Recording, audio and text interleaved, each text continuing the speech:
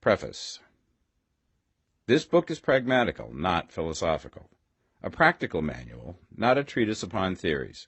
It is intended for the men and women whose most pressing need is for money, who wish to get rich first and philosophize afterward.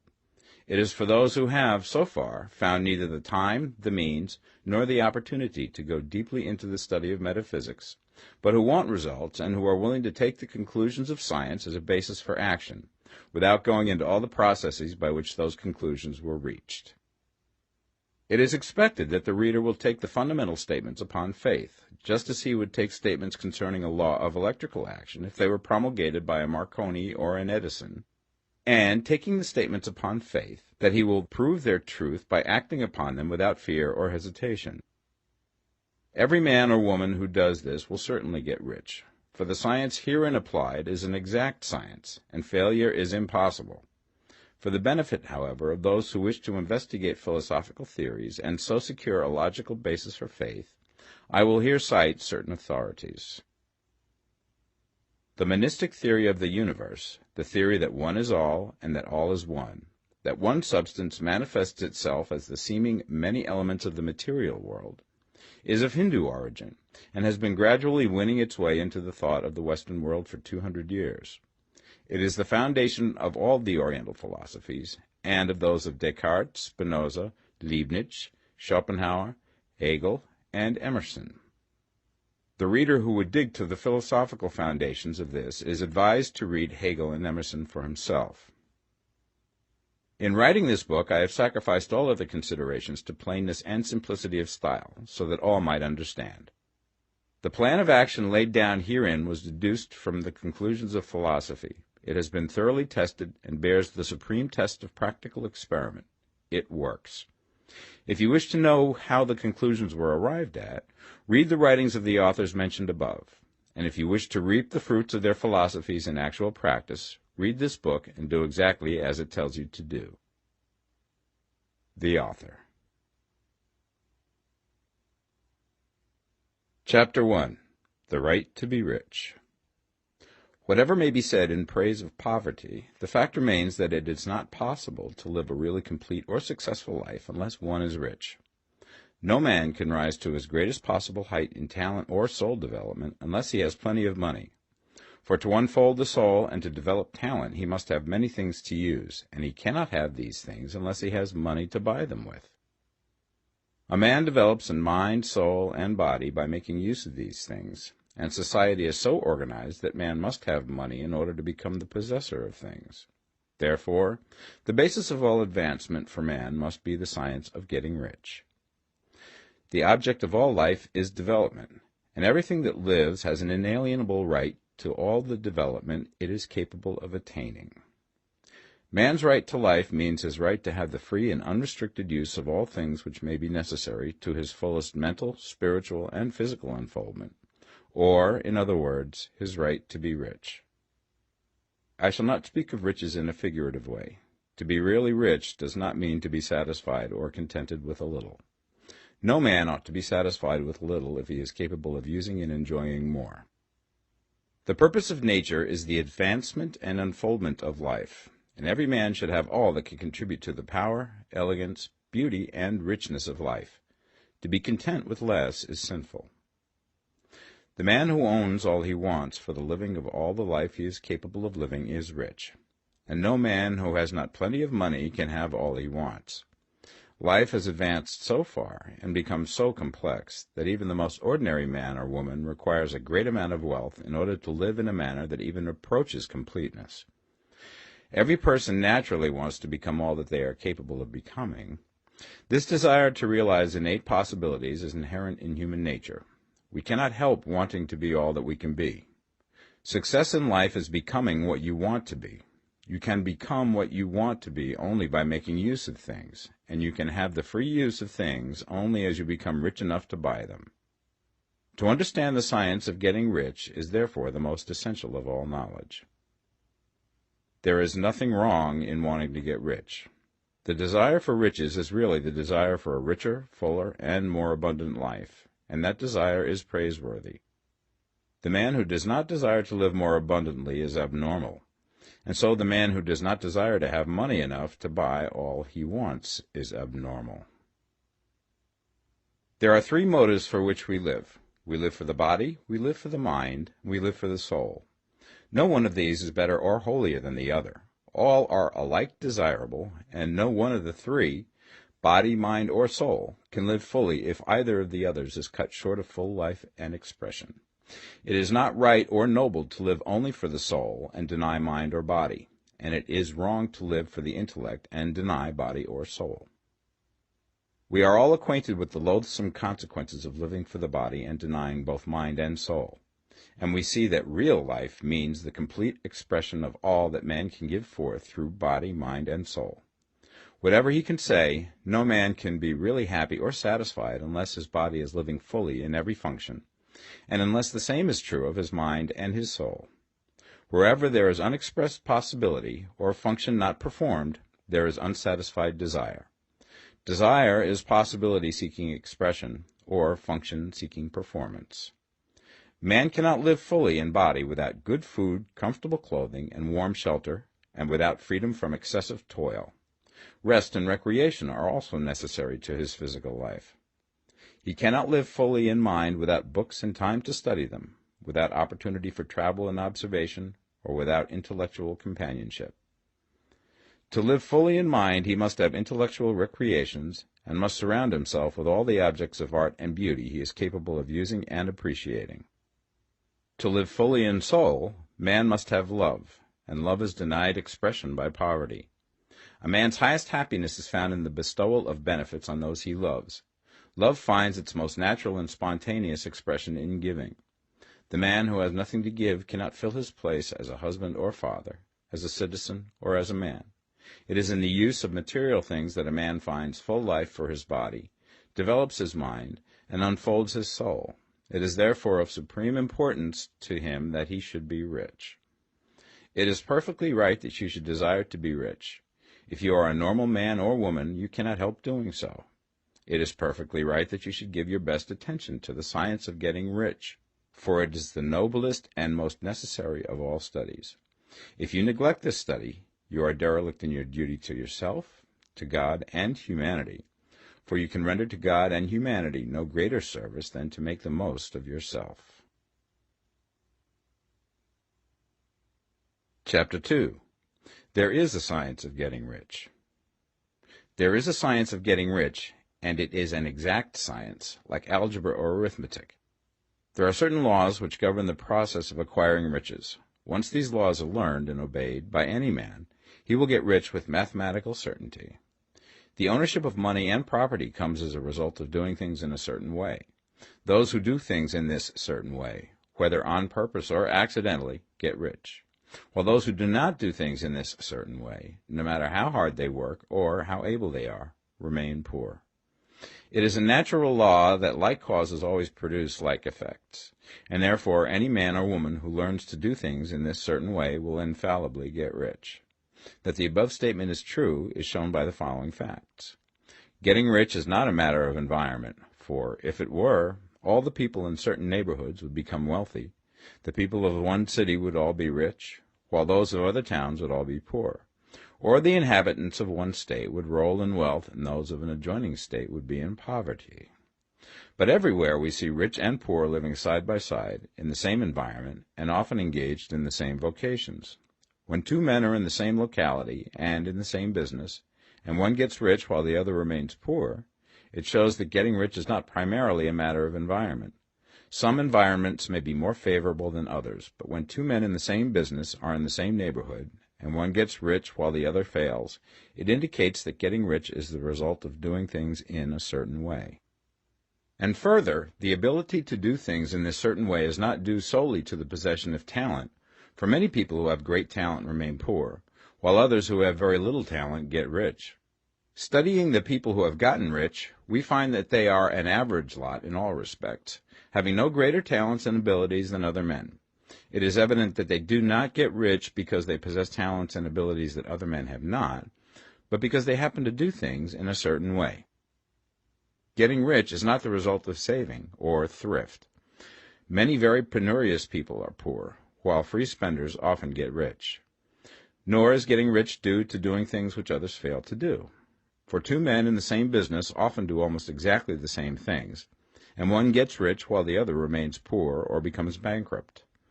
From all these things, we must come to the conclusion that getting rich is the result of doing things in a certain way. If getting rich is the result of doing things in a certain way, then any man or woman who can do things in that way can become rich, and the whole matter is brought within the domain of exact science. The question arises here whether this certain way may not be so difficult that only a few may follow it. This cannot be true, as we have seen, so far as natural ability is concerned. Talented people get rich, and blockheads get rich. Intellectually brilliant people get rich, and very stupid people get rich. Physically strong people get rich, and weak and sickly people get rich. Some degree of ability to think and understand is, of course, essential. But insofar natural ability is concerned, any man or woman who has sense enough to read and understand these words can certainly get rich. Also, we have seen that it is not a matter of environment. Location counts for something. One would not go to the heart of the Sahara and expect to do successful business. Getting rich involves the necessity of dealing with men and of being where there are people to deal with. And if these people are inclined to deal in the way that you want to deal, so much the better. But that is about as far as environment goes. If anybody else in your town can get rich, so can you. And if anybody else in your state can get rich, so can you. Again, it is not a matter of choosing some particular business or profession. People get rich in every business and in every profession, while their next-door neighbors in the same vocation remain in poverty. It is true that you will do best in a business which you like and which is congenial to you. And if you have certain talents which are well developed, you will do best in a business which calls for the exercise of those talents. Also, you will do best in a business which is suited to your locality. An ice cream parlor would do better in a warm climate than in Greenland, and a salmon fishery will succeed better in the Northwest than in Florida, where there are no salmon. But aside from these general limitations, getting rich is not dependent upon your engaging in some particular business, but upon your learning to do things in a certain way. If you are now in business and anybody else in your locality is getting rich in the same business, while you are not getting rich, it is because you are not doing things in the same way that the other person is doing them. No one is prevented from getting rich by lack of capital. True, as you get capital, the increase becomes more easy and rapid, but one who has capital is already rich and does not need to consider how to become so. No matter how poor you may be, if you begin to do things in a certain way, you will begin to get rich, and you will begin to have capital. The getting of capital is a part of the process of getting rich, and it is a part of the result which invariably follows the doing of things in a certain way. You may be the poorest man on the continent and be deeply in debt. You may have neither friends, influence, nor resources, but if you begin to do things in this way, you must infallibly begin to get rich, for the like causes must produce like effects. If you have no capital, you can get capital. If you're in the wrong business, you can get into the right business. If you're in the wrong location, you can go to the right location, and you can do so by beginning in your present business and in your present location, to do things in the certain way which causes success. Chapter 3. Is opportunity monopolized? No man is kept poor because opportunity has been taken away from him, because other people have monopolized the wealth and have put a fence around it. You may be shut off from engaging in business in certain lines, but there are other channels open to you. Probably it would be hard for you to get control of any of the great railroad systems. That field is pretty well monopolized, but the electric railway business is still in its infancy and offers plenty of scope for enterprise, and it will be but a very few years until traffic and transportation through the air will become a great industry, and in all its branches will give employment to hundreds of thousands and perhaps to millions of people. Why not turn your attention to the development of aerial transportation, instead of competing with J.J. Hill and others for a chance in the steam railway world? It is quite true that if you are a working man in the employ of the Steel Trust, you have very little chance of becoming the owner of the plant in which you work. But it is also true that if you will commence to act in a certain way, you can soon leave the employ of the Steel Trust. You can buy a farm from 10 to 40 acres and engage in business as a producer of foodstuffs. There is great opportunity at this time for men who will live upon small tracts of land and cultivate the same intensively. Such men will certainly get rich. You may say that it is impossible for you to get the land, but I'm going to prove to you that it is not impossible, and that you can certainly get a farm if you will go to work in a certain way. At different periods, the tide of opportunity sets in different directions, according to the needs of the whole, and the particular stage of social evolution which has been reached. At present, in America, it is setting towards agricultural and the allied industries and professions. Today, opportunity is open before the factory worker in his line. It is open before the businessman who supplies the farmer more than before the one who supplies the factory worker, and before the professional man who waits upon the farmer more than before the one who serves the working class. There is an abundance of opportunity for the man who will go with the tide instead of trying to swim against it. So the factory workers, either as individuals or as a class, are not deprived of opportunity. The workers are not being kept down by their masters. They are not being ground by the trusts and combinations of capital. As a class, they are where they are because they do not do things in a certain way. If the workers of America chose to do so, they could follow the example of their brothers in Belgium and other countries and establish great department stores and cooperative industries. They could elect men of their own class to office and pass laws favoring the development of such cooperative industries, and in a few years they could take peaceable possession of the industrial field. The working class may become the master class whenever they will begin to do things in a certain way. The law of wealth is the same for them as it is for all others. This they must learn, and they will remain where they are as long as they continue to do as they do. The individual worker, however, is not held down by the ignorance or the mental slothfulness of his class. He can follow the tide of opportunity to riches, and this book will tell him how. No one is kept in poverty by a shortness in the supply of riches. There is more than enough for all. A palace as large as the Capitol in Washington might be built for every family on earth from the building material in the United States alone. And under intensive cultivation, this country would produce wool, cotton, linen, and silk enough to clothe each person in the world finer than Solomon was arrayed in all his glory, together with food enough to feed them all luxuriously. The visible supply is practically inexhaustible, and the invisible supply really is inexhaustible. Everything you see on earth is made from one original substance, out of which all things proceed. New forms are constantly being made, and older ones are dissolving, but all are shapes assumed by one thing. There is no limit to the supply of formless stuff or original substance. The universe is made out of it, but it was not all used in making the universe. The spaces in, through, and between the forms of the visible universe are permeated and filled with the original substance, with the formless stuff, with the raw material of all things. 10,000 times as much has been made might still be made, and even then we should not have exhausted the supply of universal raw material. No man, therefore, is poor because nature is poor, or because there is not enough to go around. Nature is an inexhaustible storehouse of riches. The supply will never run short. Original substance is alive with creative energy and is constantly producing more forms. When the supply of building material is exhausted, more will be produced. When the soil is exhausted so that foodstuffs and materials for clothing will no longer grow upon it, it will be renewed or more soil will be made. When all the gold and silver has been dug from the earth, if man is still in such a stage of social development that he needs gold and silver, more will be produced from the formless.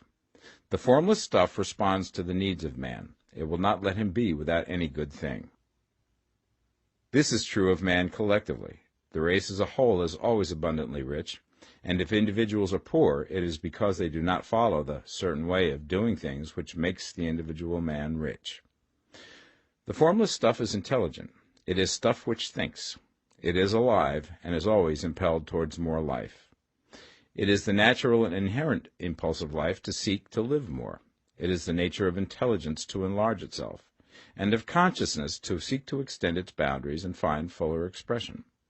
The universe of forms has been made by formless living substance, throwing itself into form in order to express itself more fully.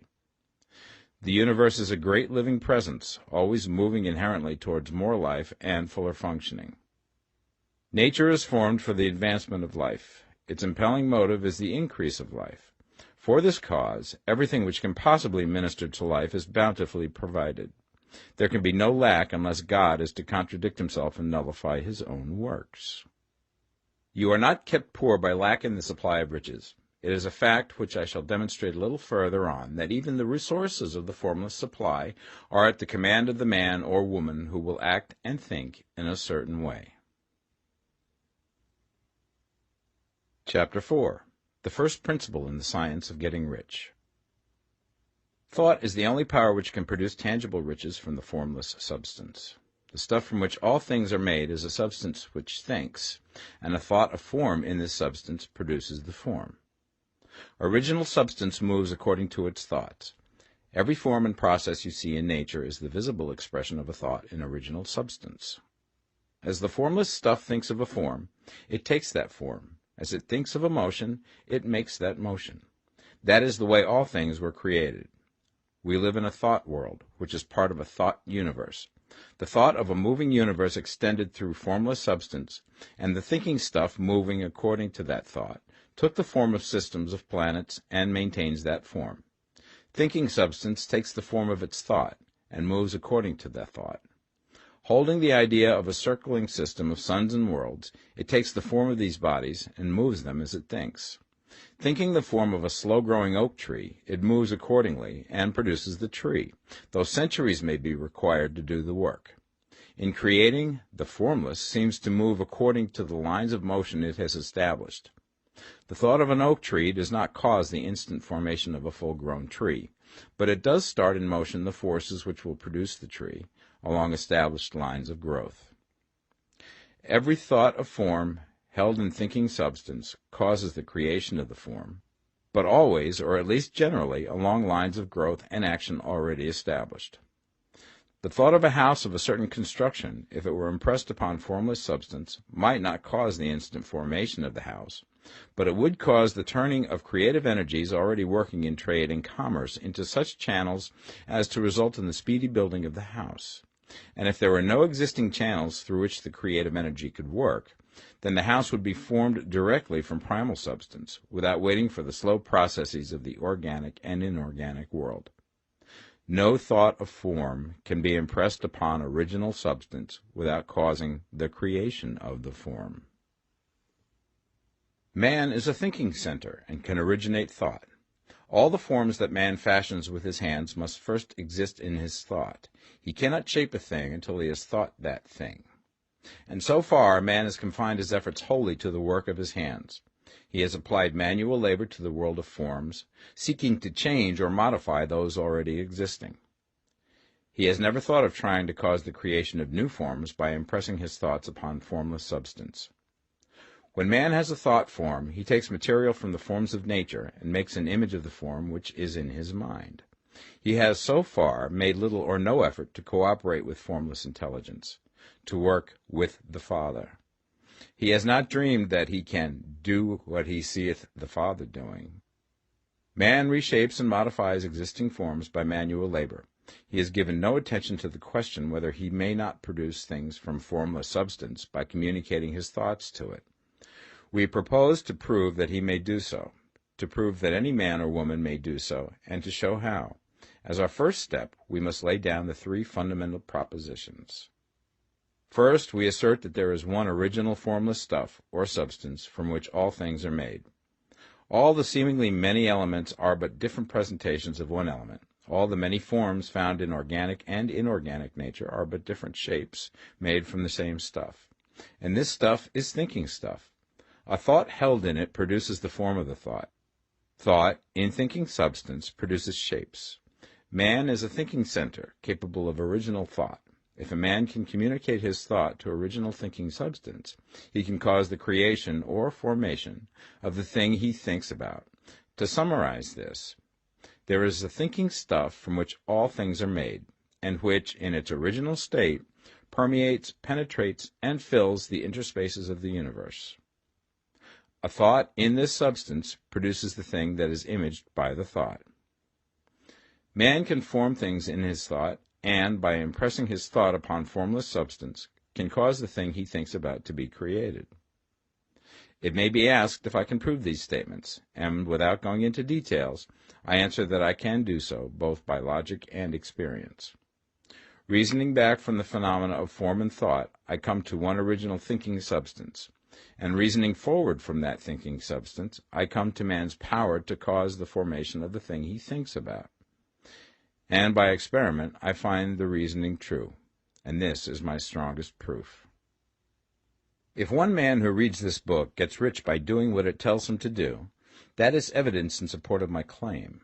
But if every man who does what it tells him to do gets rich, that is proof positive until someone goes through the process and fails. The theory is true until the process fails, and this process will not fail. For every man who does exactly what this book tells him to do will get rich. I have said that men get rich by doing things in a certain way, and in order to do so, men must become able to think in a certain way.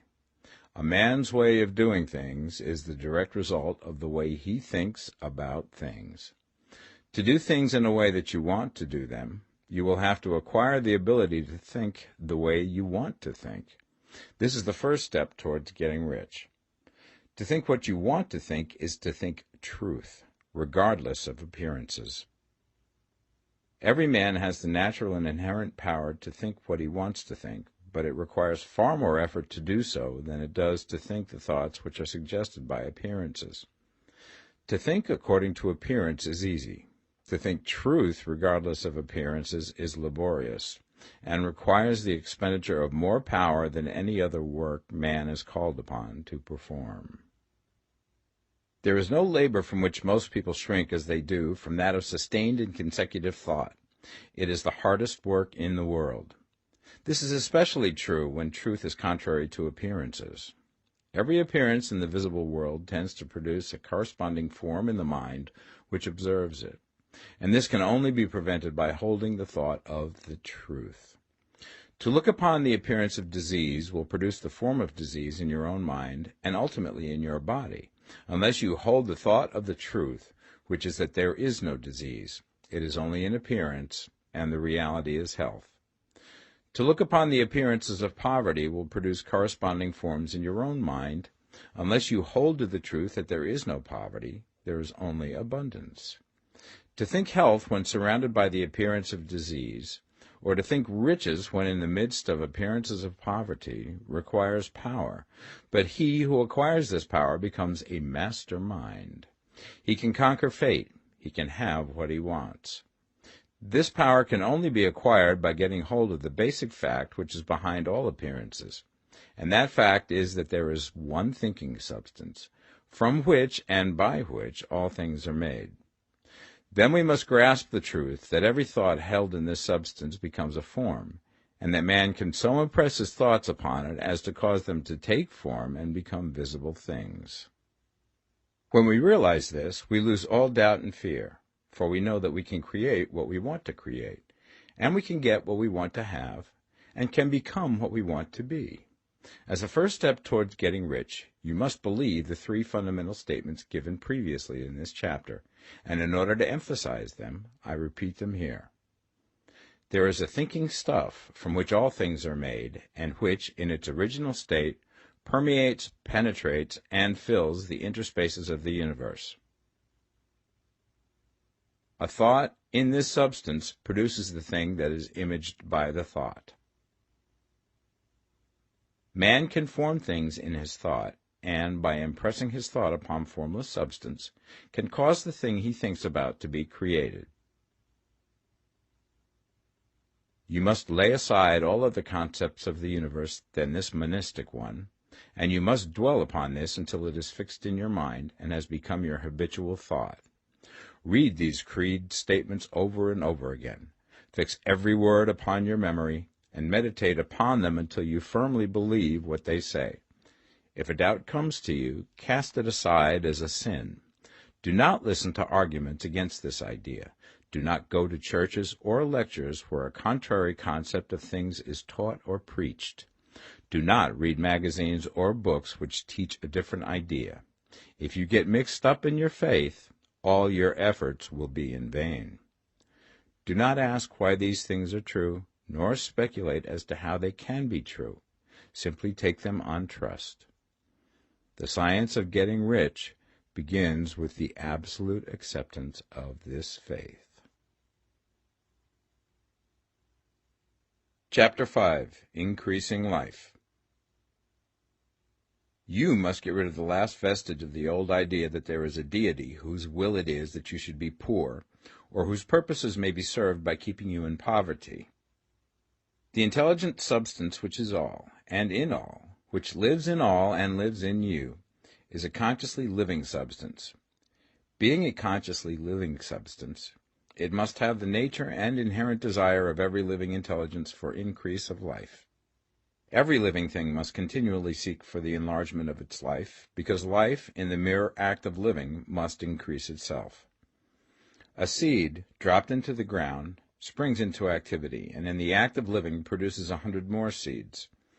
Life, by living, multiplies itself. It is forever becoming more. It must do so if it continues to be at all. Intelligence is under the same necessity for continuous increase. Every thought we think makes it necessary for us to think another thought. Consciousness is continually expanding. Every fact we learn leads us to the learning of another fact. Knowledge is continually increasing. Every talent we cultivate brings to the mind the desire to cultivate another talent. We are subject to the urge of life, seeking expression, which ever drives us on to know more, to do more, and to be more. In order to know more, do more, and be more, we must have more. We must have things to use, for we learn and do and become only by using things. We must get rich so that we can live more. The desire for riches is simply the capacity for larger life seeking fulfillment. Every desire is the effort of an unexpressed possibility to come into action. It is power seeking to manifest which causes desire. That which makes you want more money is the same as that which makes the plant grow. It is life, seeking fuller expression. The one living substance must be subject to this inherent law of all life. It is permeated with the desire to live more. That is why it is under the necessity of creating things. The one substance desires to live more in you. Hence, it wants you to have all the things you can use. It is the desire of God that you should get rich. He wants you to get rich because he can express himself better through you if you have plenty of things to use in giving him expression. He can live more in you if you have unlimited command of the means of life. The universe desires you to have everything you want to have. Nature is friendly to your plans. Everything is naturally for you. Make up your mind that this is true. It is essential, however, that your purpose should harmonize with the purpose that is in all. You must want real life, not mere pleasure of sensual gratification. Life is the performance of function, and the individual really lives only when he performs every function, physical, mental, and spiritual, of which he is capable, without excess in any. You do not want to get rich in order to live swinishly, for the gratification of animal desires, that is not life. But the performance of every physical function is a part of life, and no one lives completely who denies the impulses of the body a normal and healthful expression. You do not want to get rich solely to enjoy mental pleasures, to get knowledge, to gratify ambition, to outshine others, to be famous. All these are a legitimate part of life, but the man who lives for the pleasures of the intellect alone will only have a partial life, and he will never be satisfied with his lot. You do not want to get rich solely for the good of others, to lose yourself for the salvation of mankind, to experience the joys of philanthropy and sacrifice. The joys of the soul are only a part of life, and they are no better or nobler than any other part. You want to get rich in order that you may eat, drink, and be merry when it is time to do these things, in order that you may surround yourself with beautiful things, see distant lands, feed your mind, and develop your intellect, in order that you may love men and do kind things, and be able to play a good part in helping the world to find truth. But remember that extreme altruism is no better and no nobler than extreme selfishness. Both are mistakes. Get rid of the idea that God wants you to sacrifice yourself for others, and that you can secure his favor by doing so. God requires nothing of the kind. What he wants is that you should make the most of yourself, for yourself and for others, and you can help others more by making the most of yourself than in any other way. You can make the most of yourself only by getting rich, so it is right and praiseworthy that you should give your first and best thought to the work of acquiring wealth. Remember, however, that the desire of substance is for all, and its movements must be for more life to all. It cannot be made to work for less life to any, because it is equally in all, seeking riches and life. Intelligent substance will make things for you, but it will not take things away from someone else and give them to you. You must get rid of the thought of competition. You are to create, not to compete for what is already created. You do not have to take anything away from anyone. You do not have to drive sharp bargains.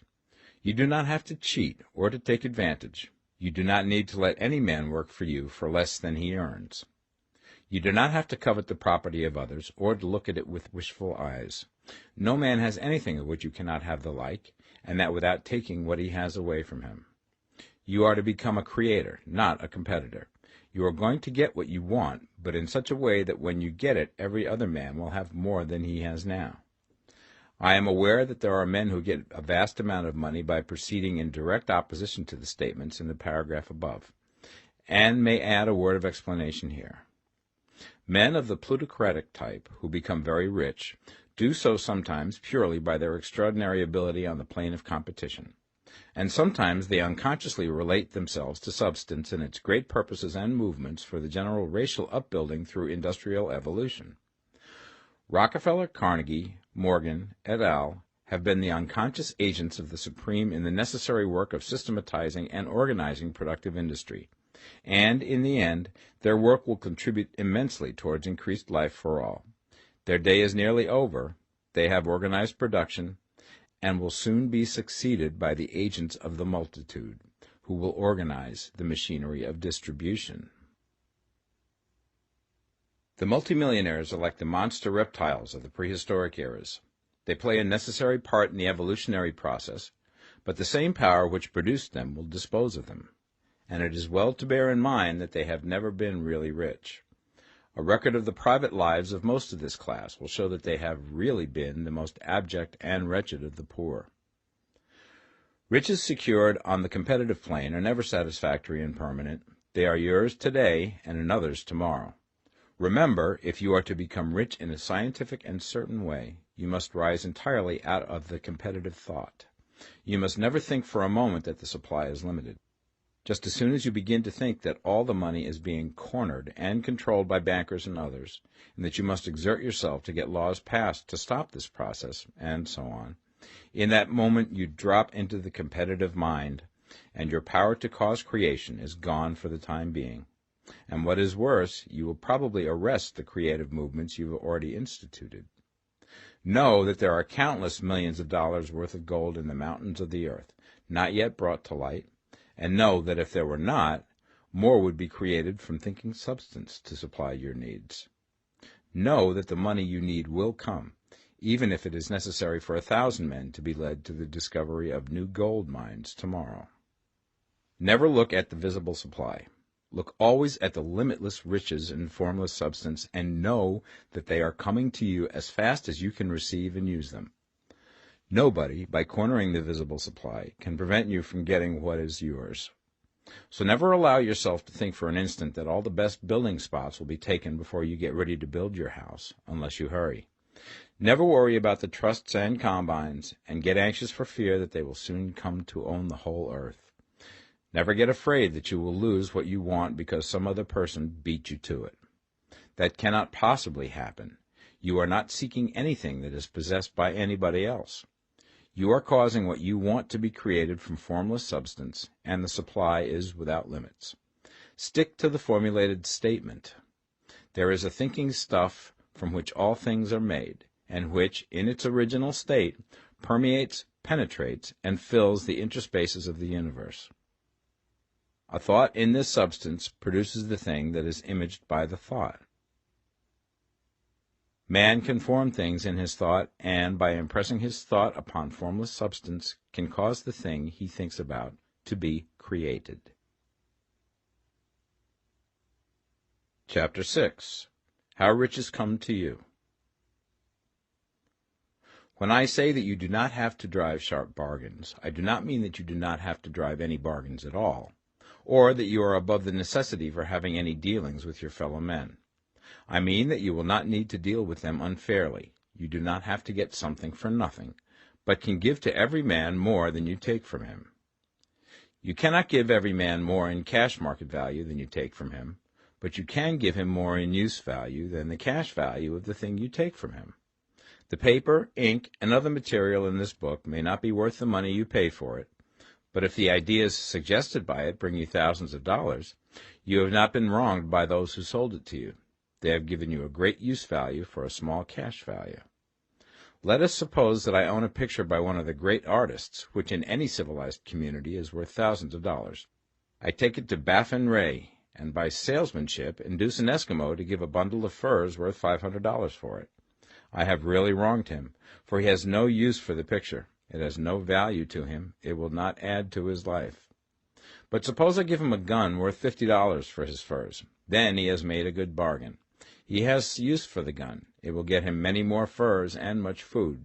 It will add to his life in every way. It will make him rich. When you rise from the competitive to the creative plane, you can scan your business transactions very strictly, and if you are selling any man anything which does not add more to his life than the thing he gives you in exchange, you can afford to stop it. You do not have to beat anybody in business, and if you are in a business which does beat people, get out of it at once. Give every man more in use value than you take from him in cash value. Then you are adding to the life of the world by every business transaction. If you have people working for you, you must take from them more in cash value than you pay them in wages. But you can so organize your business that it will be filled with the principle of advancement, and so that each employee who wishes to do so may advance a little every day. You can make your business do for your employees what this book is doing for you. You can so conduct your business that it will be a sort of ladder, by which every employee who will take the trouble may climb to riches himself, and, given the opportunity, if he will not do so, it is not your fault. And finally, because you are to cause the creation of your riches from formless substance which permeates all your environment, it does not follow that they are to take shape from the atmosphere and come into being before your eyes. If you want a sewing machine, for instance, I do not mean to tell you that you are to impress the thought of a sewing machine on thinking substance until the machine is formed without hands, in the room where you sit or elsewhere. But if you want a sewing machine, hold the mental image of it with the most positive certainty that it is being made, or is on its way to you. After once forming the thought, have the most absolute and unquestioning faith that the sewing machine is coming. Never think of it or speak of it in any other way than as being sure to arrive. Claim it as already yours. It will be brought to you by the power of the Supreme Intelligence, acting upon the minds of men. If you live in Maine, it may be that a man will be brought from Texas or Japan to engage in some transaction which will result in your getting what you want. If so, the whole matter will be as much to that man's advantage as it is to yours. Do not forget for a moment that the thinking substance is through all, in all, communicating with all, and can influence all. The desire of thinking substance for a fuller life and better living has caused the creation of all the sewing machines already made, and it can cause the creation of millions more, and will, whenever men set it in motion by desire and faith, and by acting in a certain way. You can certainly have a sewing machine in your house, and it is just as certain that you can have any other thing or things which you want, and which you will use for the advancement of your own life and the lives of others. You need not hesitate about asking largely. It is your Father's pleasure to give you the kingdom, said Jesus. Original substance wants to live all that is possible in you, and wants you to have all that you can or will use for the living of the most abundant life. If you fix upon your consciousness the fact that the desire you feel for the possession of riches is one with the desire of omnipotence for more complete expression, your faith becomes invincible. Once I saw a little boy sitting at a piano, and vainly tried to bring harmony out of the keys, and I saw that he was grieved and provoked by his inability to play real music. I asked him the cause of his vexation, and he answered, "I can feel the music in me, but I can't make my hands go right." The music in him was the urge of original substance, containing all the possibilities of all life. All that there is of music was seeking expression through the child. God, the one substance, is trying to live and do and enjoy things through humanity. He is saying, I want hands to build wonderful structures, to play divine harmonies, to paint glorious pictures. I want feet to run my errands, eyes to see my beauties, tongues to tell mighty truths and to sing marvelous songs, and so on. All that there is of possibility is seeking expression through men. God wants those who can play music to have pianos and every other instrument, and to have the means to cultivate their talents to the fullest extent. He wants those who can appreciate beauty to be able to surround themselves with beautiful things. He wants those who can discern truth to have every opportunity to travel and observe.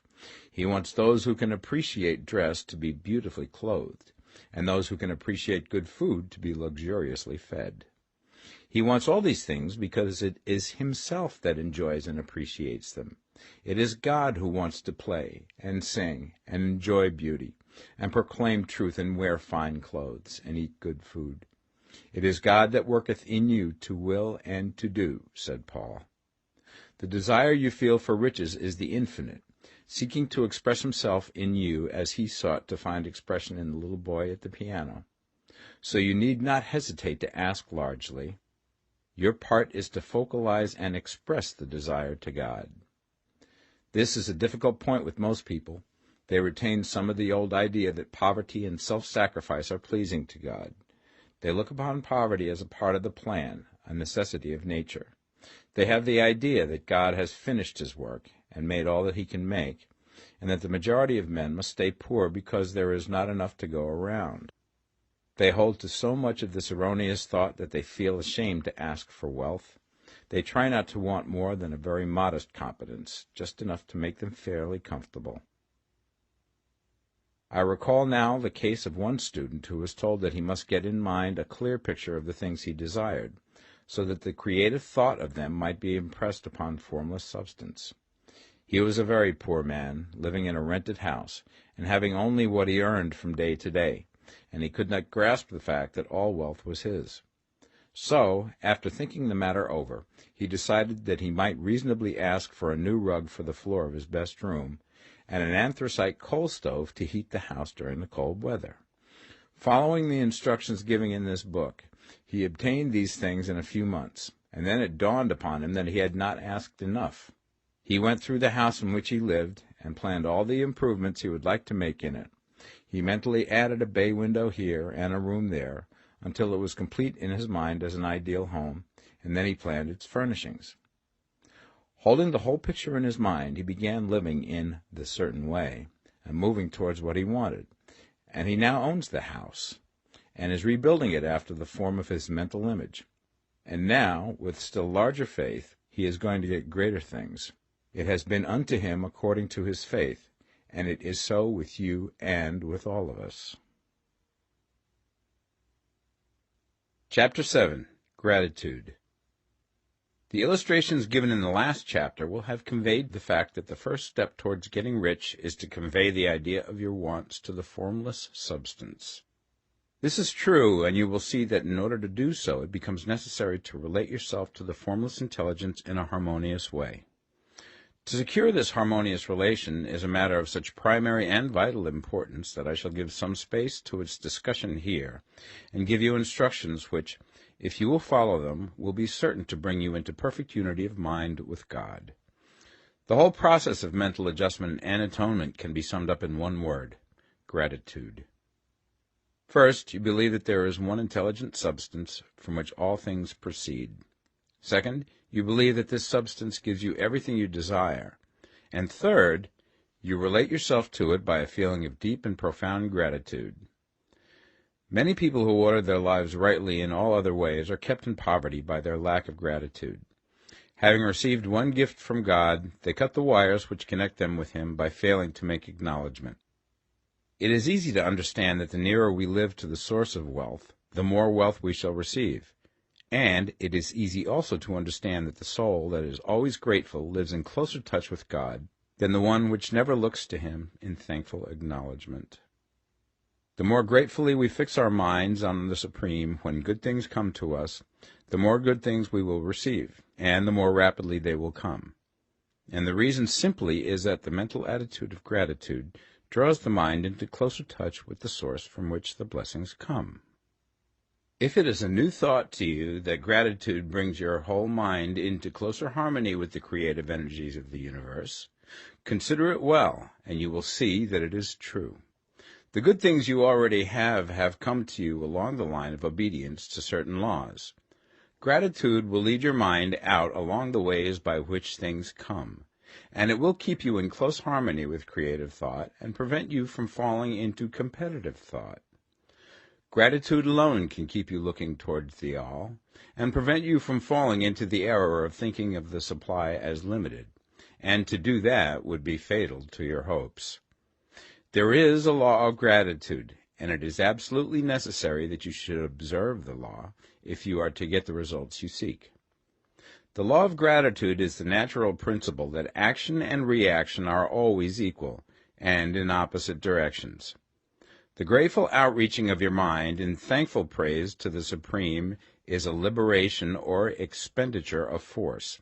It cannot fail to reach that to which it is addressed, and the reaction is an instantaneous movement towards you. Draw nigh unto God, and he will draw nigh unto you. That is a statement of psychological truth. And if your gratitude is strong and constant, the reaction in formless substance will be strong and continuous. The movement of the things you want will always be towards you. Notice the grateful attitude that Jesus took, how he always seemed to be saying, I thank thee, Father, that thou hearest me. You cannot exercise much power without gratitude, for it is gratitude that keeps you connected with power. But the value of gratitude does not consist solely in getting you more blessings in the future. Without gratitude, you cannot long keep from dissatisfied thought regarding things as they are. The moment you permit your mind to dwell with dissatisfaction upon things as they are, you begin to lose ground. You fix attention upon the common, the ordinary, the poor, and the squalid and mean, and your mind takes the form of these things. Then you will transmit these forms or mental images to the formless, and the common, the poor, the squalid, and mean will come to you. To permit your mind to dwell upon the inferior is to become inferior, and to surround yourself with inferior things. On the other hand, to fix your attention on the best is to surround yourself with the best, and to become the best. The creative power within us makes us into the image of that to which we give our attention. We are thinking substance, and thinking substance always takes the form of that which it thinks about. The grateful mind is constantly fixed upon the best. Therefore it tends to become the best. It takes the form or character of the best and will receive the best. Also, faith is born of gratitude. The grateful mind continually expects good things, and expectation becomes faith. The reaction of gratitude upon one's own mind produces faith, and every outgoing wave of grateful thanksgiving increases faith. He who has no feeling of gratitude cannot long retain a living faith, and without a living faith you cannot get rich by the creative method, as we shall see in the following chapters. It is necessary, then, to cultivate the habit of being grateful for every good thing that comes to you, and to give thanks continuously. And because all things have contributed to your advancement, you should include all things in your gratitude. Do not waste time thinking or talking about the shortcomings or wrong actions of plutocrats or trust magnates. Their organization of the world has made your opportunity. All you get really comes to you because of them. Do not rage against corrupt politicians. If it were not for politicians, we should fall into anarchy, and your opportunity would be greatly lessened. God has worked a long time and very patiently to bring us up to where we are in industry and government, and he is going right on with his work. There is not the least doubt that he will do away with plutocrats, trust magnates, captains of industry, and politicians as soon as they can be spared. But in the meantime, behold, they are all very good. Remember that they are all helping to arrange the lines of transmission along which your riches will come to you, and be grateful to them all. This will bring you into harmonious relations with the good in everything, and the good in everything will move toward you.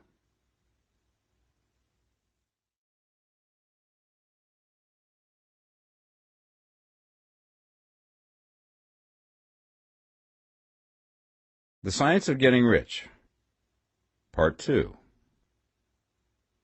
Chapter 8. Thinking in the Certain Way. You must form a clear and definite mental picture of what you want. You cannot transmit an idea unless you have it yourself. You must have it before you can give it, and many people fail to impress thinking substance because they have themselves only a vague and misty concept of the things they want to do, to have, or to become.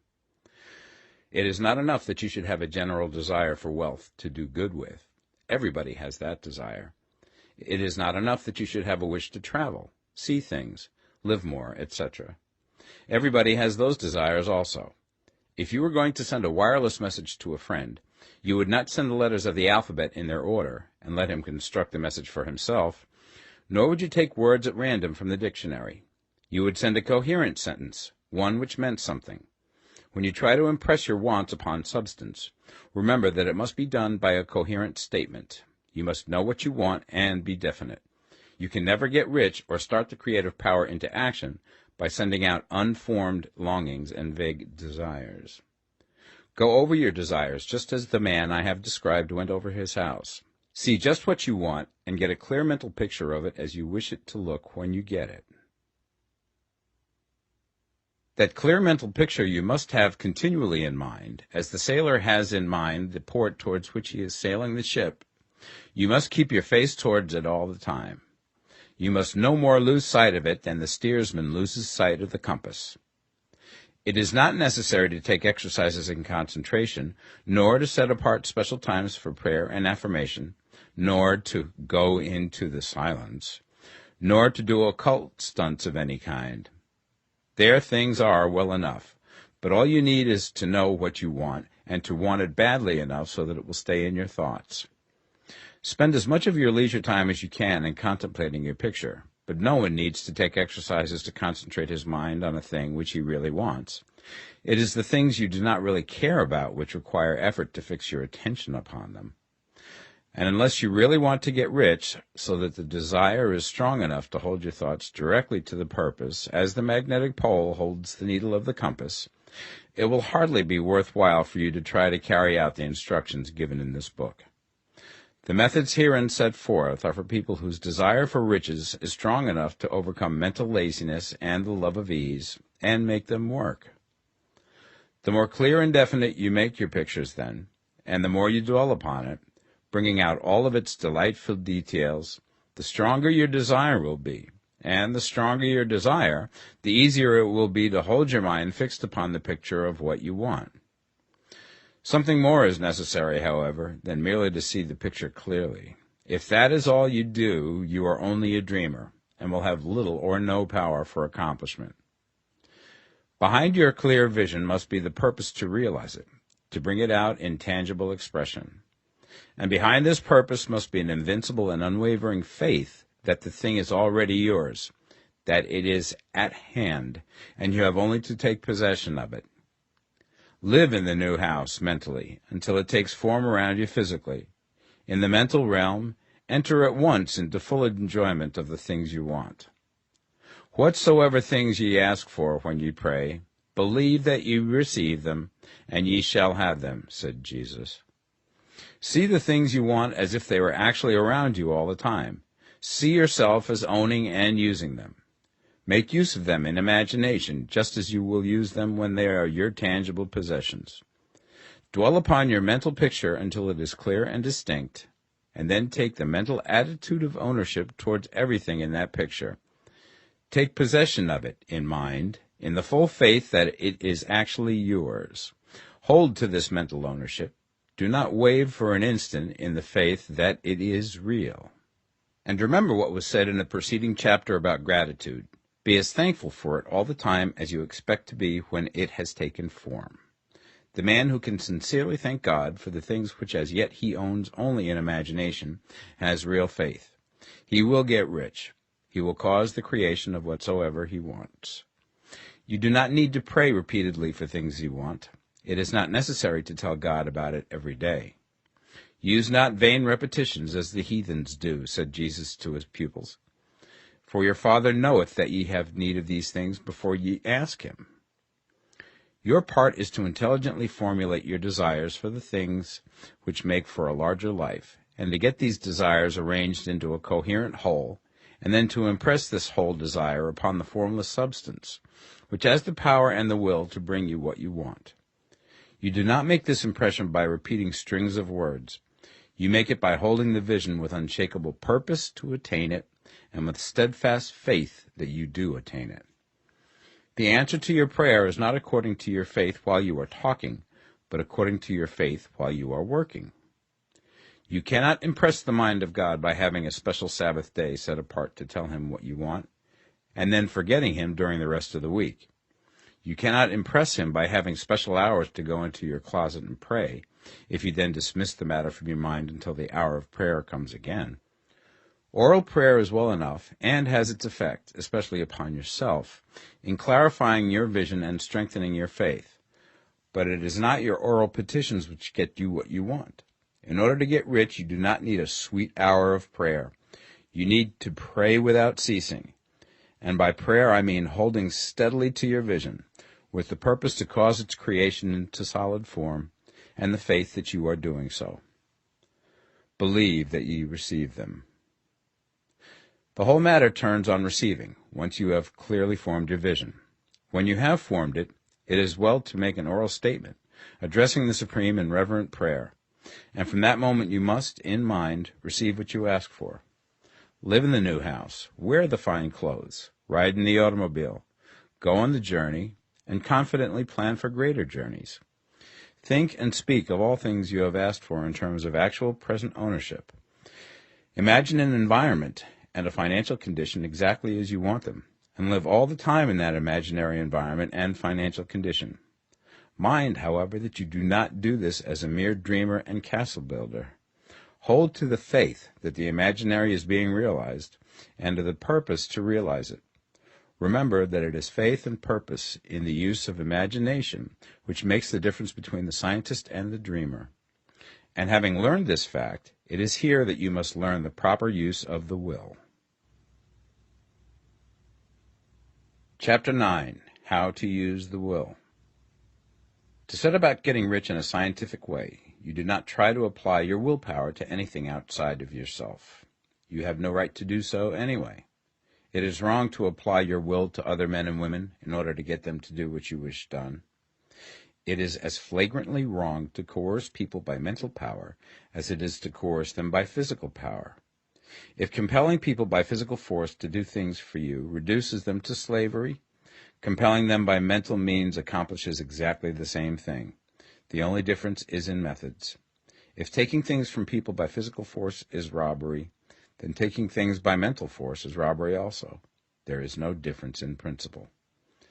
You have no right to use your willpower upon another person, even for his own good, for you do not know what is for his good. The science of getting rich does not require you to apply power or force to any other person in any way whatsoever. There is not the slightest necessity for doing so. Indeed, any attempt to use your will upon others will only tend to defeat your purpose. You do not need to apply your will to things in order to compel them to come to you. That would simply be trying to coerce God, and would be foolish and useless, as well as irreverent. You do not have to compel God to give you good things, any more than you have to use your willpower to make the sun rise. You do not have to use your willpower to conquer an unfriendly deity, or to make stubborn and rebellious forces do your bidding. Substance is friendly to you, and is more anxious to give you what you want than you are to get it.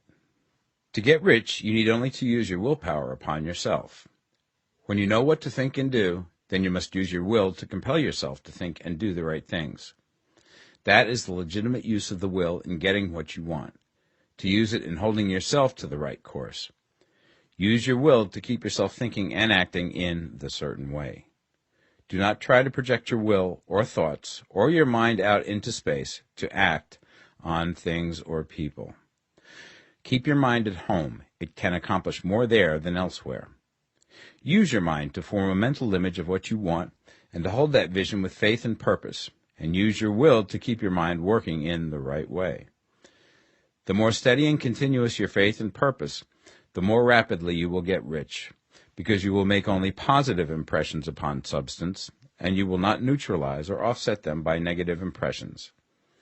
The picture of your desires, held with faith and purpose, is taken up by the formless and permeates it to great distances throughout the universe, for all I know. As this impression spreads, all things are set moving towards its realizations. Every living thing, every inanimate thing, and the things yet uncreated, are stirred towards bringing into being that which you want. All forces begin to be exerted in that direction. All things begin to move towards you. The minds of people everywhere are influenced towards doing the things necessary to the fulfilling of your desires, and they work for you unconsciously. But you can check all this by starting a negative impression in the formless substance. Doubt or unbelief is as certain to start a movement away from you as faith and purpose are to start one towards you. It is by not understanding this that most people who try to make use of mental science in getting rich make their failure. Every hour and moment you spend in giving heeds to doubts and fears. Every hour you spend in worry, every hour in which your soul is possessed by unbelief, sets a current away from you in the whole domain of intelligent substance. All the promises are unto them that believe, and unto them only. Notice how insistent Jesus was upon this point of belief, and now you know the reason why. Since belief is all important, it behooves you to guard your thoughts, and as your beliefs will be shaped to a very great extent by the things you observe and think about, it is important that you should command your attention. And here the will comes into use, for it is by your will that you determine upon what things your attention shall be fixed. If you want to become rich, you must not make a study of poverty. Things are not brought into being by thinking about their opposites. Health is never to be attained by studying disease and thinking about disease. Righteousness is not to be promoted by studying sin and thinking about sin. And no one ever got rich by studying poverty and thinking about poverty. Medicine as a science of disease has increased disease. Religion as a science of sin has promoted sin. And economics as a study of poverty will fill the world with wretchedness and want. Do not talk about poverty. Do not investigate it or concern yourself with it. Never mind what its causes are. You have nothing to do with them. What concerns you is the cure. Do not spend your time in charitable work or charity movements. All charity only tends to perpetuate the wretchedness it aims to eradicate. I do not say that you should be hard-hearted or unkind and refuse to hear the cry of need, but you must not try to eradicate poverty in any of the conventional ways. Put poverty behind you, and put all that pertains to it behind you, and make good. Get rich. That is the best way you can help the poor.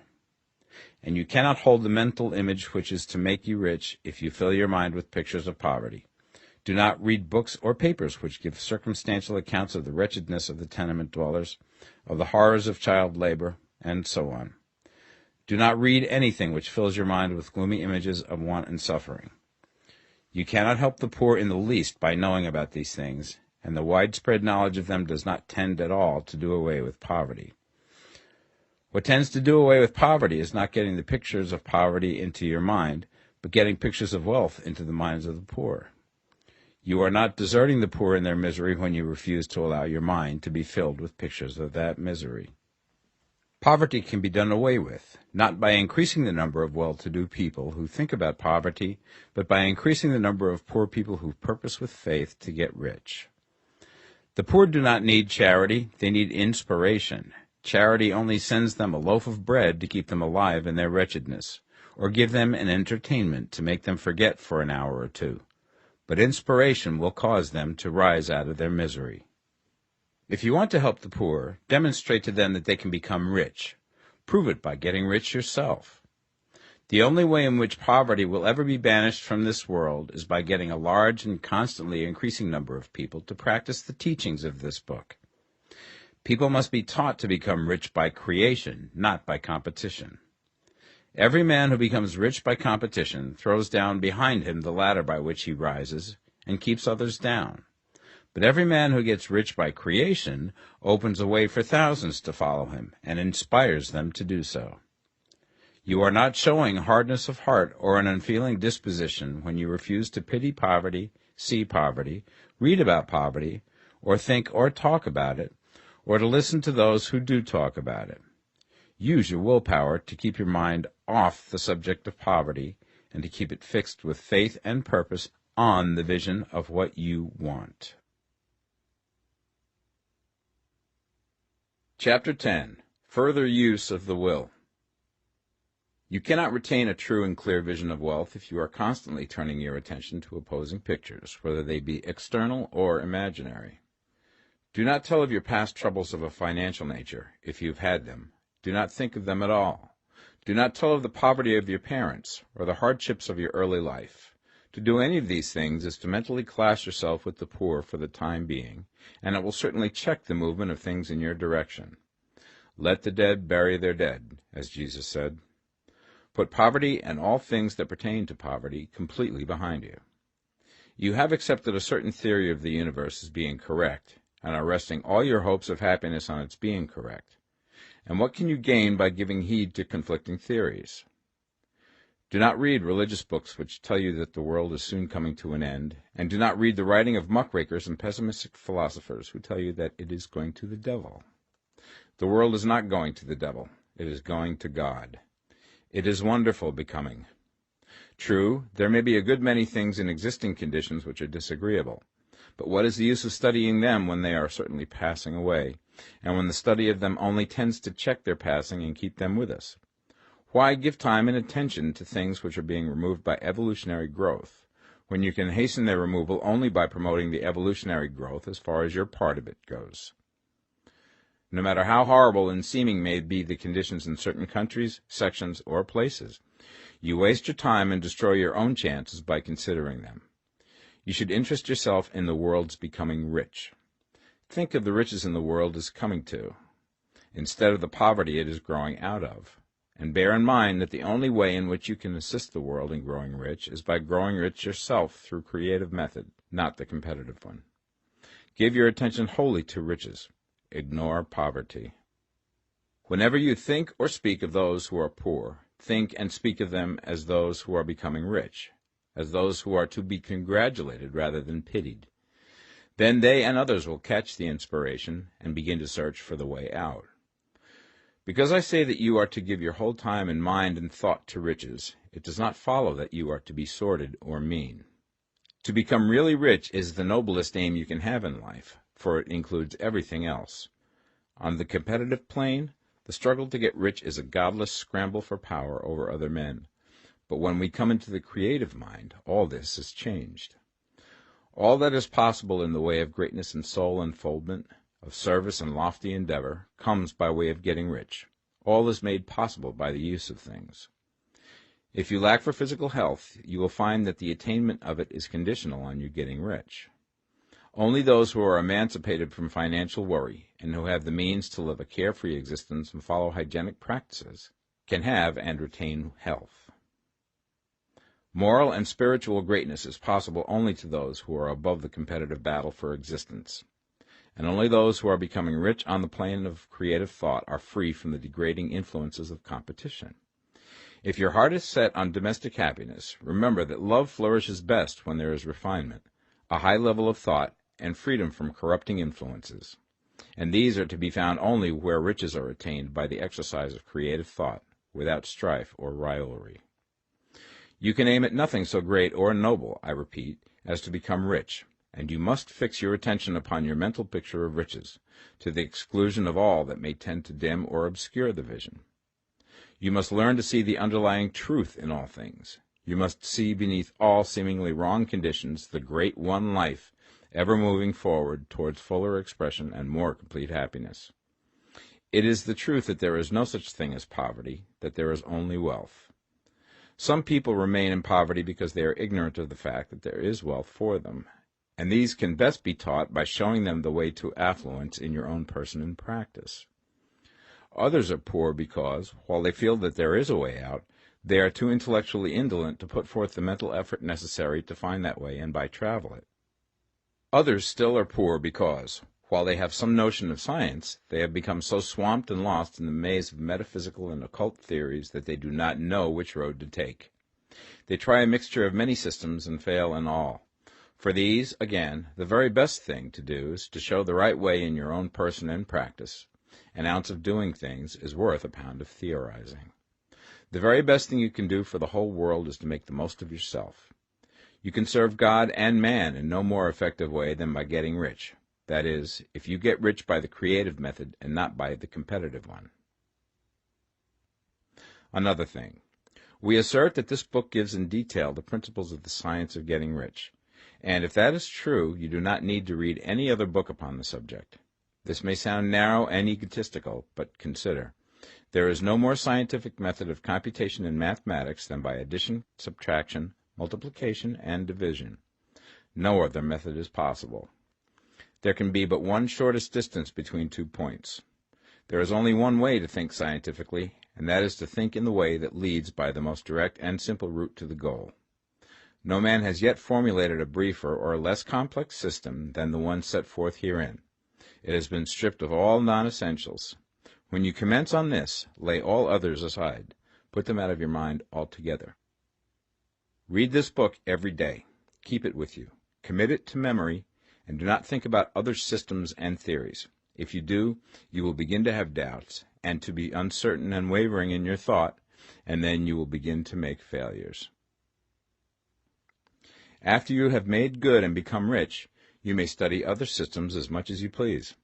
But until you are quite sure that you have gained what you want, do not read anything on this line but this book, unless it be the authors mentioned in the preface. And read only the most optimistic comments on the world's news, those in harmony with your picture. Also, postpone your investigations into the occult. Do not dabble in theosophy, spiritualism, or kindred studies. It is very likely that the dead still live and are near, but if they are, let them alone. Mind your own business. Wherever the spirits of the dead may be, they have their own work to do and their own problems to solve, and we have no right to interfere with them. We cannot help them, and it is very doubtful whether they can help us, or whether we have any right to trespass upon their time if they can. Let the dead and the hereafter alone, and solve your own problem. Get rich. If you begin to mix with the occult, you will start mental cross-currents which will surely bring your hopes to shipwreck. Now, this and the preceding chapters have brought us to the following statement of basic facts. There is a thinking stuff from which all things are made, and which, in its original state, permeates, penetrates, and fills the interspaces of the universe. A thought in this substance produces the thing that is imaged by the thought. Man can form things in his thought, and, by impressing his thought upon formless substance, can cause the thing he thinks about to be created. In order to do this, man must pass from the competitive to the creative mind. He must form a clear mental picture of the things he wants, and hold this picture in his thoughts with the fixed purpose to get what he wants, and the unwavering faith that he does get what he wants, closing his mind against all that may tend to shake his purpose, dim his vision, or quench his faith. And in addition to all this, we shall now see that he must live and act in a certain way. Chapter 11.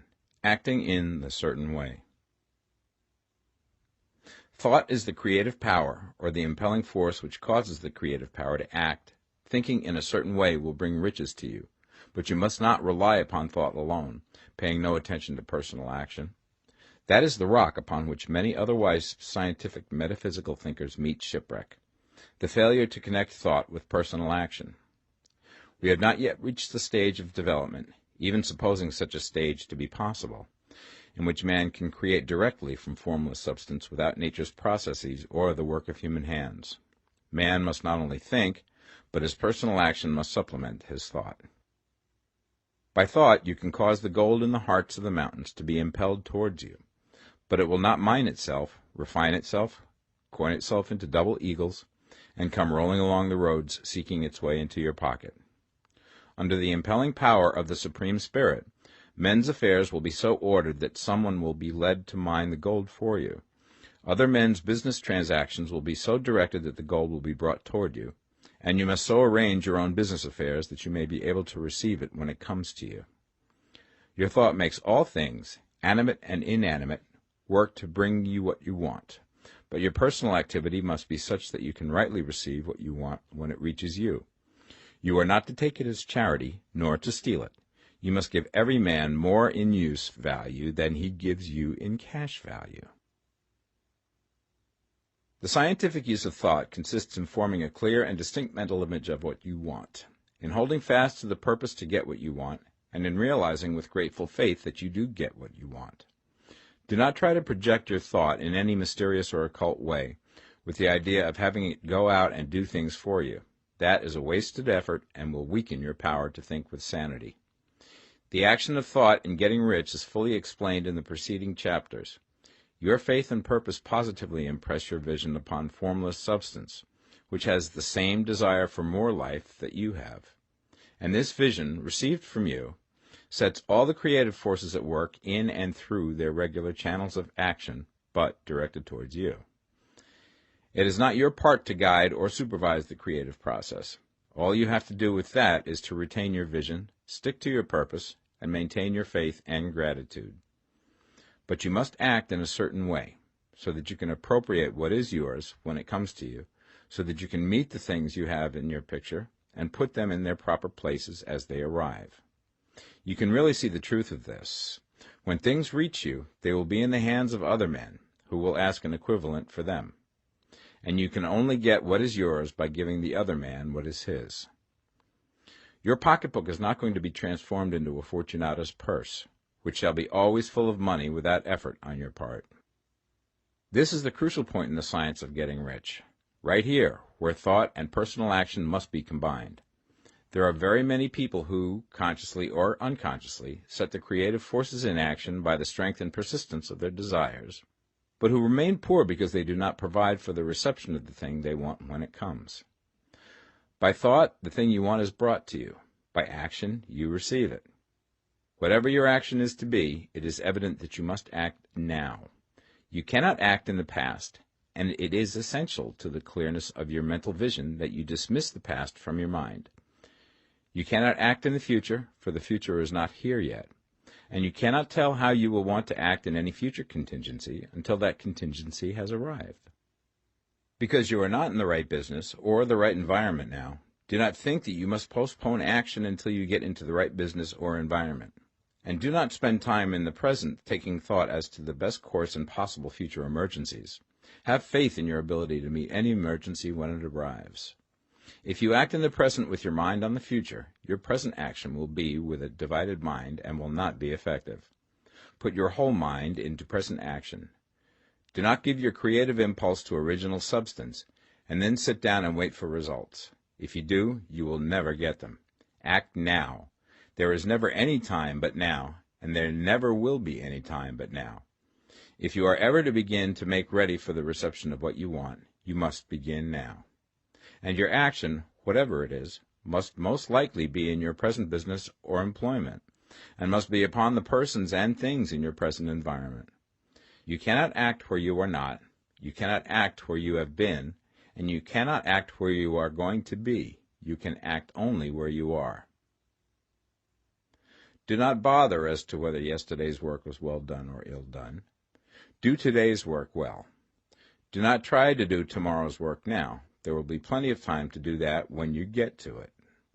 Do not try, by occult or mystical means, to act on people or things that are out of your reach. Do not wait for a change of environment. Before you act, get a change of environment by action.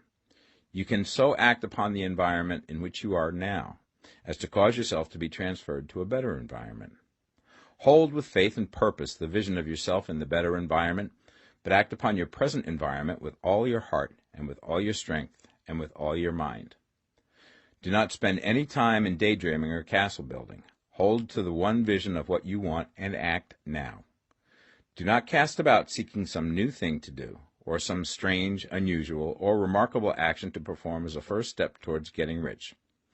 It is probable that your actions, at least for some time to come, will be those you have been performing for some time past, but you are to begin now to perform these actions in a certain way, which will surely make you rich.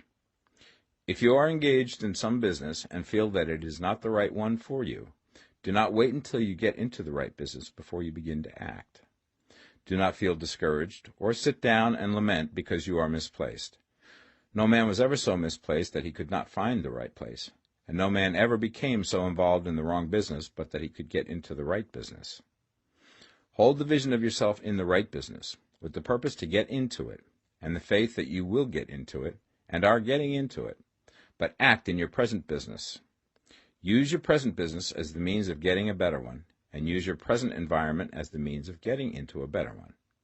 Your vision of the right business, if held with faith and purpose, will cause the Supreme to move the right business towards you, and your action, if performed in a certain way, will cause you to move towards the business.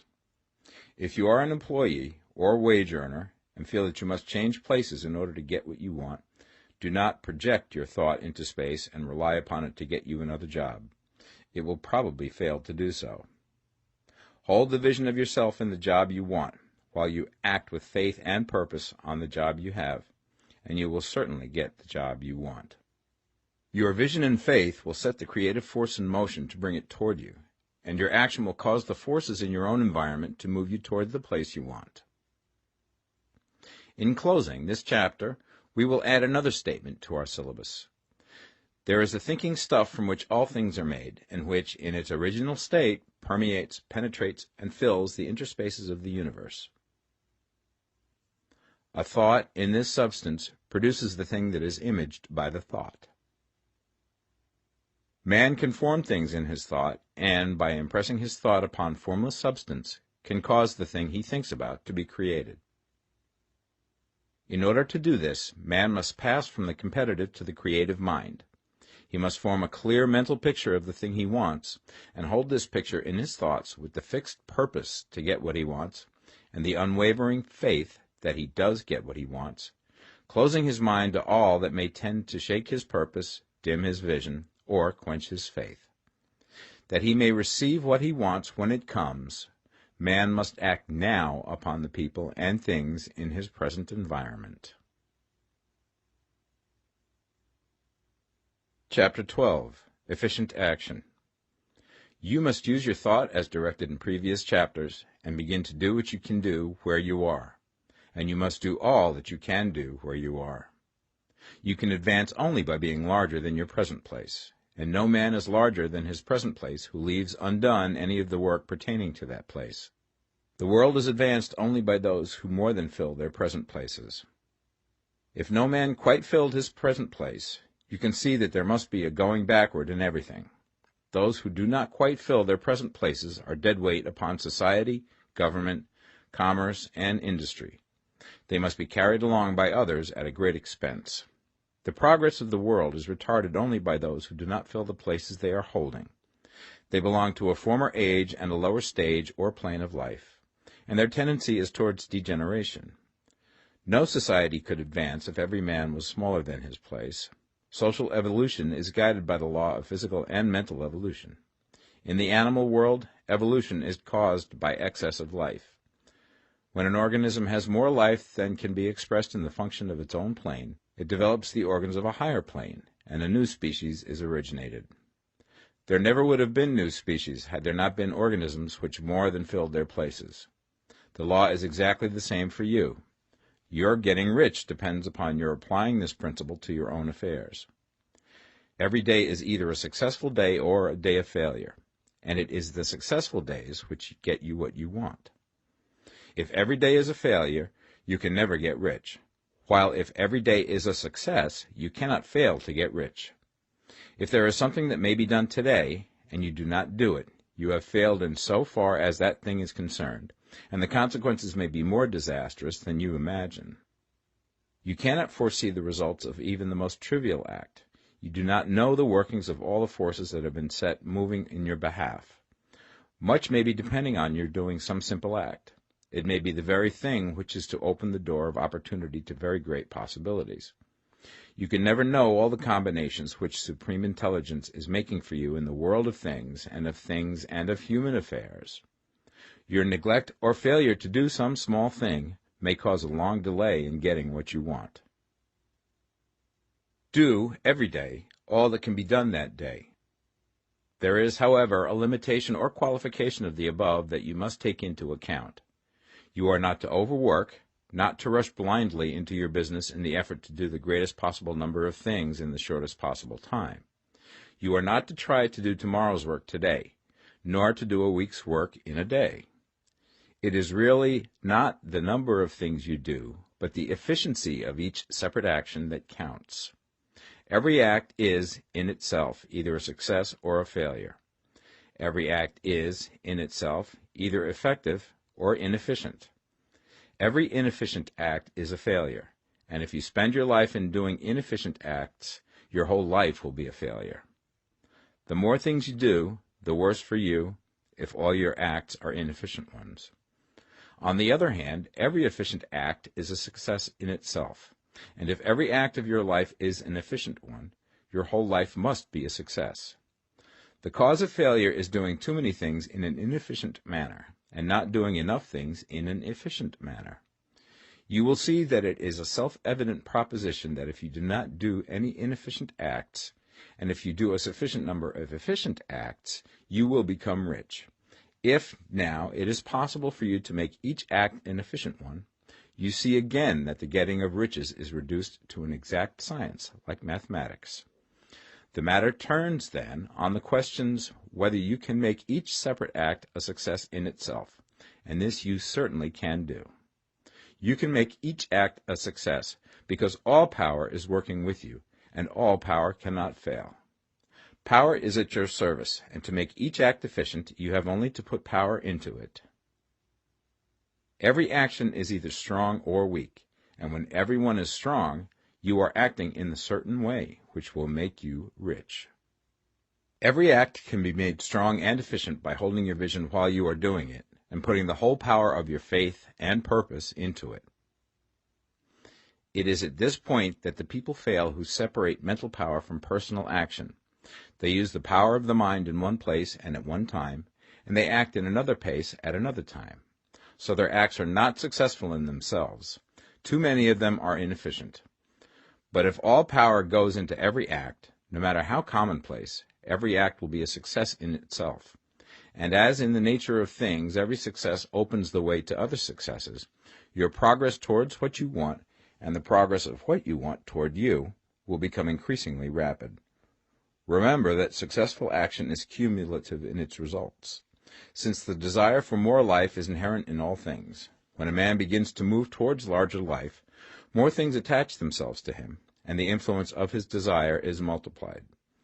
Do, every day, all that you can do that day, and do each act in an efficient manner. In saying that you must hold your vision while you are doing each act, however trivial or commonplace, I do not mean to say that it is necessary at all times to see the vision distinctly to its smallest details. It should be the work of your leisure hours to use your imagination on the details of your vision, and to contemplate them until they are firmly fixed upon memory. If you wish speedy results, spend practically all your spare time in this practice. By continuous contemplation you will get the picture of what you want, even to the smallest details, so firmly fixed upon your mind and so completely transferred to the mind of formless substance, that in your working hours you need only to mentally refer to the picture to stimulate your faith and purpose, and cause your best effort to be put forth. Contemplate your picture in your leisure hours until your consciousness is so full of it that you can grasp it instantly. You will become so enthused with its bright promises that the mere thought of it will call forth the strongest energies of your whole being. Let us again repeat our syllabus, and by slightly changing the closing statements, bring it to the point we have now reached. There is a thinking stuff from which all things are made, and which, in its original state, permeates, penetrates, and fills the interspaces of the universe. A thought in this substance produces the thing that is imaged by the thought. Man can form things in his thought, and, by impressing his thought upon formless substance, can cause the thing he thinks about to be created. In order to do this, man must pass from competitive to the creative mind. He must form a clear mental picture of the thing he wants, and do, with faith and purpose, all that can be done each day, doing each separate thing in an efficient manner. Chapter 13. Getting into the right business. Success in any particular business depends for one thing upon your possessing in a well-developed state the faculties required in that business. Without good musical faculty, no one can succeed as a teacher of music. Without well-developed mechanical faculties, no one can achieve great success in any of the mechanical trades. Without tact and the commercial faculties, no one can succeed in the mercantile pursuits. But to possess in a well-developed state the faculties required in your particular vocation does not ensure getting rich. There are musicians who have remarkable talent and who yet remain poor. There are blacksmiths, carpenters, and so on who have excellent mechanical ability, but who do not get rich. And there are merchants with good faculties for dealing with men who nevertheless fail. The different faculties are tools. It is essential to have good tools, but it is also essential that the tools should be used in the right way. One man can take a sharp saw, a square, a good plane, and so on, and build a handsome article of furniture. Another man can take the same tools and set to work to duplicate the article, but his production will be a botch. He does not know how to use good tools in a successful way. The various faculties of your mind are the tools with which you must do the work which is to make you rich. It will be easier for you to succeed if you get into a business for which you are well equipped with mental tools. Generally speaking, you will do best in that business which will use your strongest faculties, the one for which you are naturally best fitted. But there are limitations to this statement also. No man should regard his vocation as being irrevocably fixed by the tendencies with which he was born. You can get rich in any business, for if you have not the right talent you can develop that talent.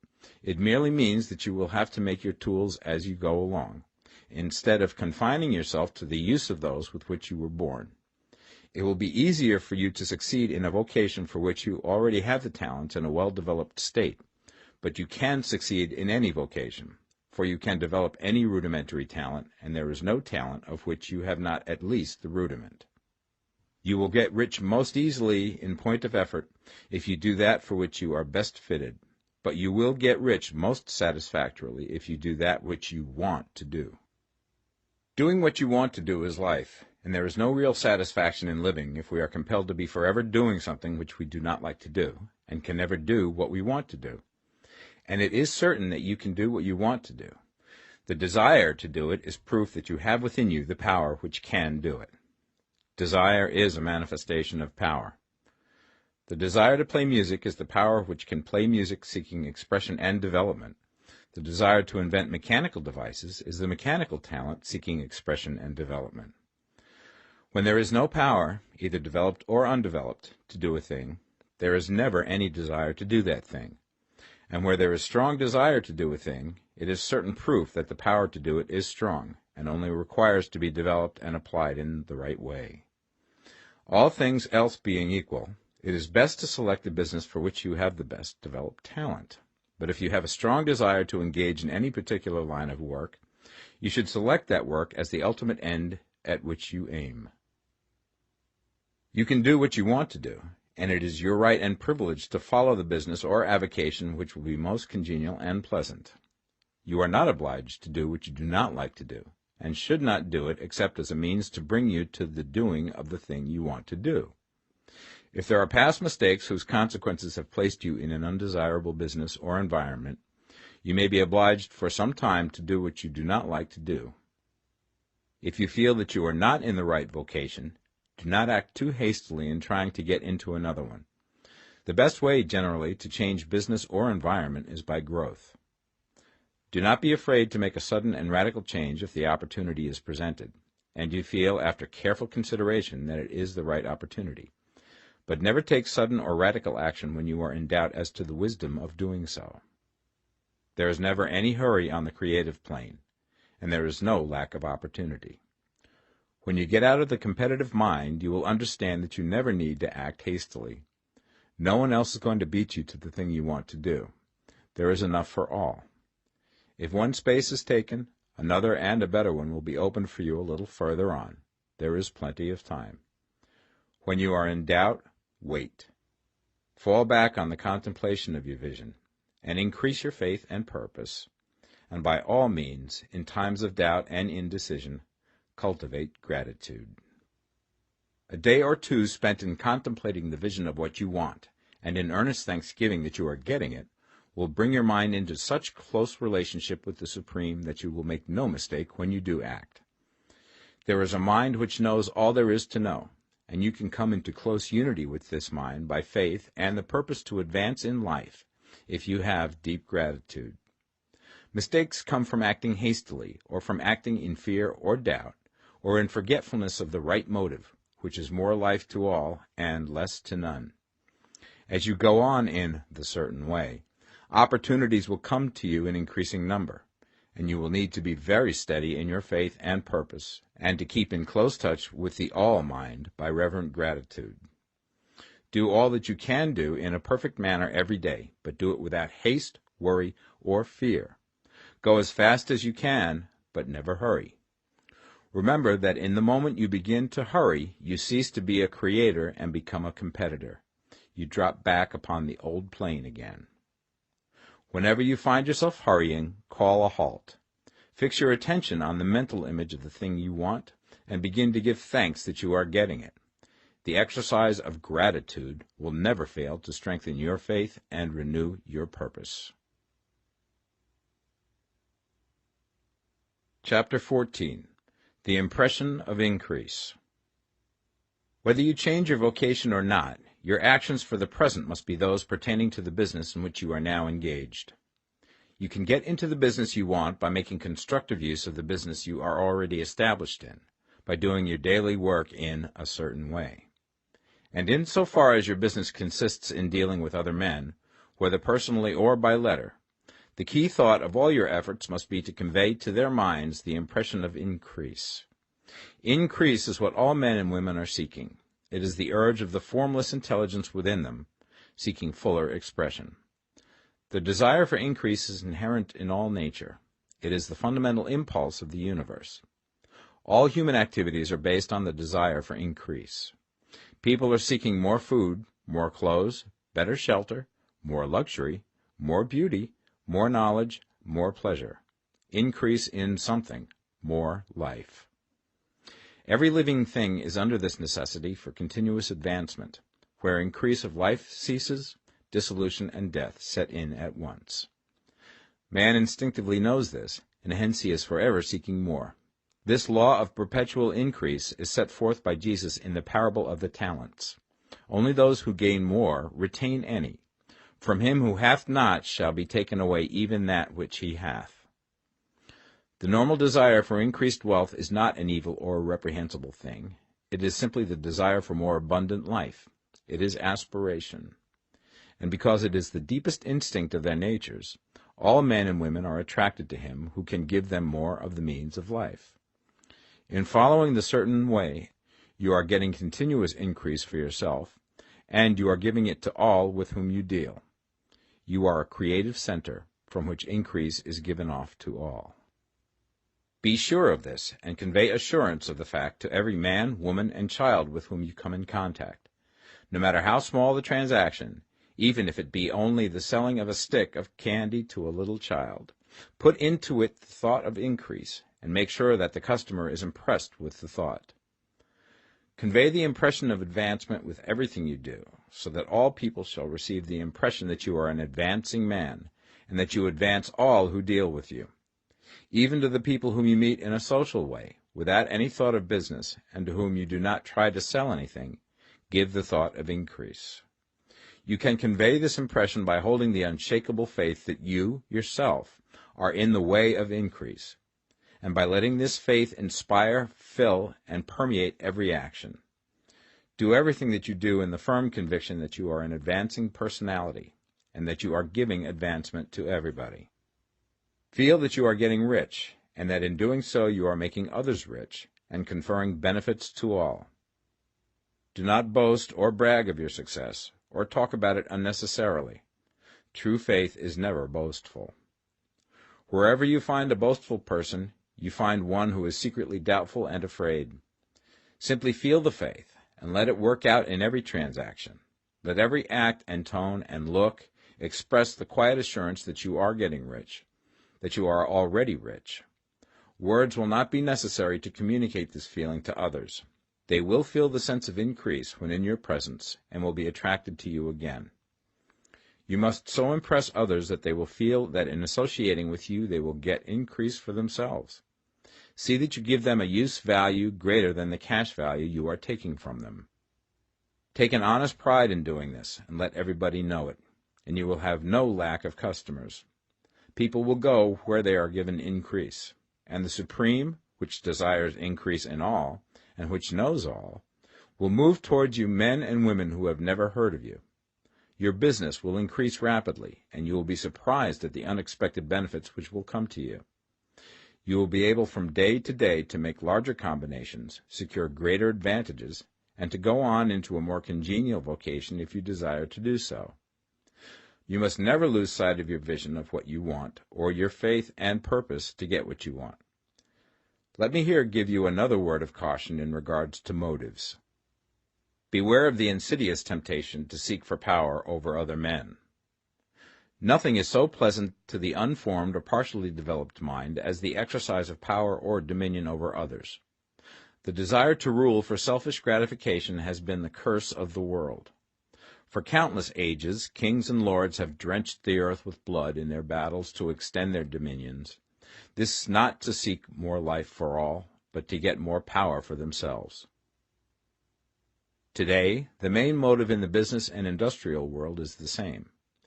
Men marshal their armies of dollars and lay waste the lives and hearts of millions in the same mad scramble for power over others. Commercial kings, like political kings, are inspired by the lust for power. Jesus saw in this desire for mastery the moving impulse of that evil world he sought to overthrow. Read the 23rd chapter of Matthew and see how he pictures the lust of the Pharisees to be called master, to sit in the high places, to domineer over others, and to lay burdens on the backs of the less fortunate. And note how he compares this lust for dominion with the brotherly seeking for the common good to which he calls his disciples. Look out for the temptation to seek for authority, to become a master, to be considered as one who is above the common herd, to impress others by lavish display, and so on. The mind that seeks for mastery over others is the competitive mind, and the competitive mind is not the creative one. In order to master your environment and your destiny, it is not at all necessary that you should rule over your fellow men, and indeed, when you fall into the world's struggle for the high places, you begin to be conquered by fate and environment, and your getting rich becomes a matter of chance and speculation. Beware the competitive mind. No better statement of the principle of creative action can be formulated than the favorite declaration of the late Golden Rule Jones of Toledo. What I want for myself, I want for everybody. Chapter 15. The Advancing Man.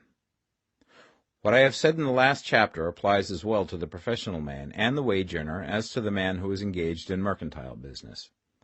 No matter whether you are a physician, a teacher, or a clergyman, if you can give increase of life to others and make them sensible of the fact, they will be attracted to you and you will get rich. The physician who holds the vision of himself as a great and successful healer, and who works towards the complete realization of that vision with faith and purpose, as described in former chapters, will come into such close touch with the source of life that he will be phenomenally successful. Patients will come to him in throngs. No one has a greater opportunity to carry into effect the teaching of this book than the practitioner of medicine. It does not matter to which of the various schools he may belong, for the principle of healing is common to all of them, and may be reached by all alike. The advancing man in medicine, who holds to a clear mental image of himself as successful, and who obeys the laws of faith, purpose, and gratitude, will cure every curable disease he undertakes, no matter what remedies he may use. In the field of religion, the world cries out for the clergyman who can teach his hearers the true science of abundant life. He who masters the details of the science of getting rich, together with the allied sciences of being well, of being great, and of winning love, and who teaches these details from the pulpit, will never lack for a congregation. This is the gospel that the world needs. It will give increase of life, and men will hear it gladly, and will give liberal support to the man who brings it to them. What is now needed is a demonstration of the science of life from the pulpit. We want preachers who can not only tell us how, but who, in their own persons, will show us how. We need the preacher who will himself be rich, healthy, great, and beloved, to teach us how to attain to these things, and when he comes he will find a numerous and loyal following. The same is true of the teacher who can inspire the children with the faith and purpose of the advancing life. He will never be out of a job. And any teacher who has this faith and purpose can give it to his pupils. He cannot help giving it to them if it is part of his own life and practice. What is true of the teacher, preacher, and physician is true of the lawyer, dentist, real estate man, insurance agent, of everybody. The combined mental and personal action I have described is infallible. It cannot fail. Every man and woman who follows these instructions steadily, perseveringly, and to the letter, will get rich. The law of the increase of life is as mathematically certain in its operation as the law of gravitation. Getting rich is an exact science. The wage earner will find this as true of his case as of any others mentioned. Do not feel that you have no chance to get rich because you are working where there is no visible opportunity for advancement, where wages are small and the cost of living high. Form your clear mental vision of what you want and begin to act with faith and purpose.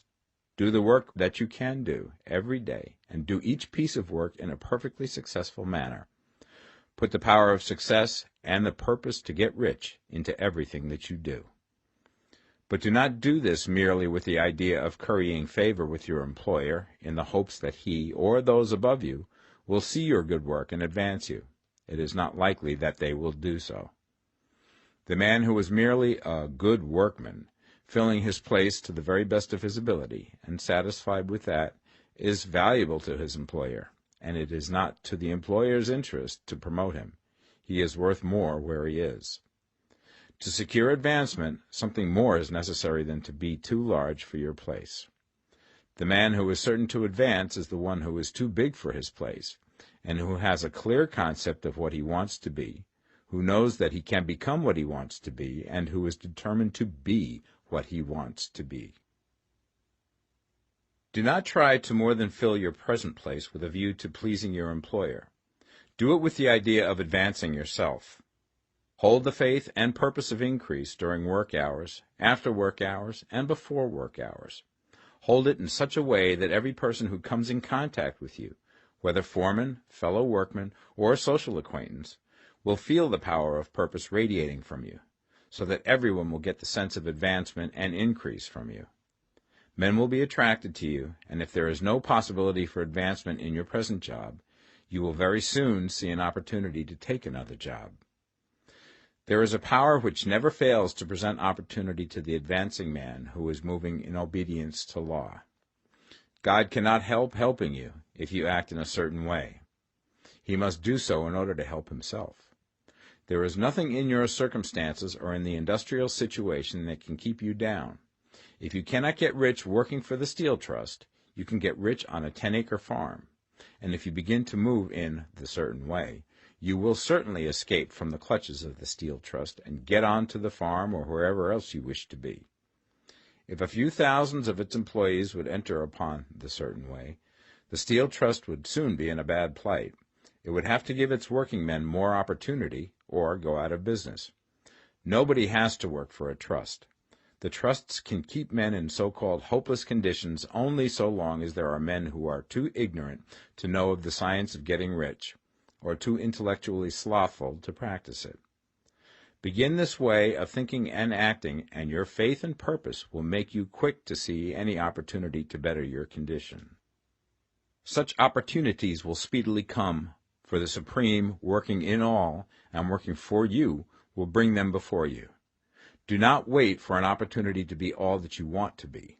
When an opportunity to be more than you are now is presented, and you feel impelled toward it, take it. It will be the first step towards a greater opportunity. There is no such thing possible in this universe as a lack of opportunities for the man who is living the advancing life.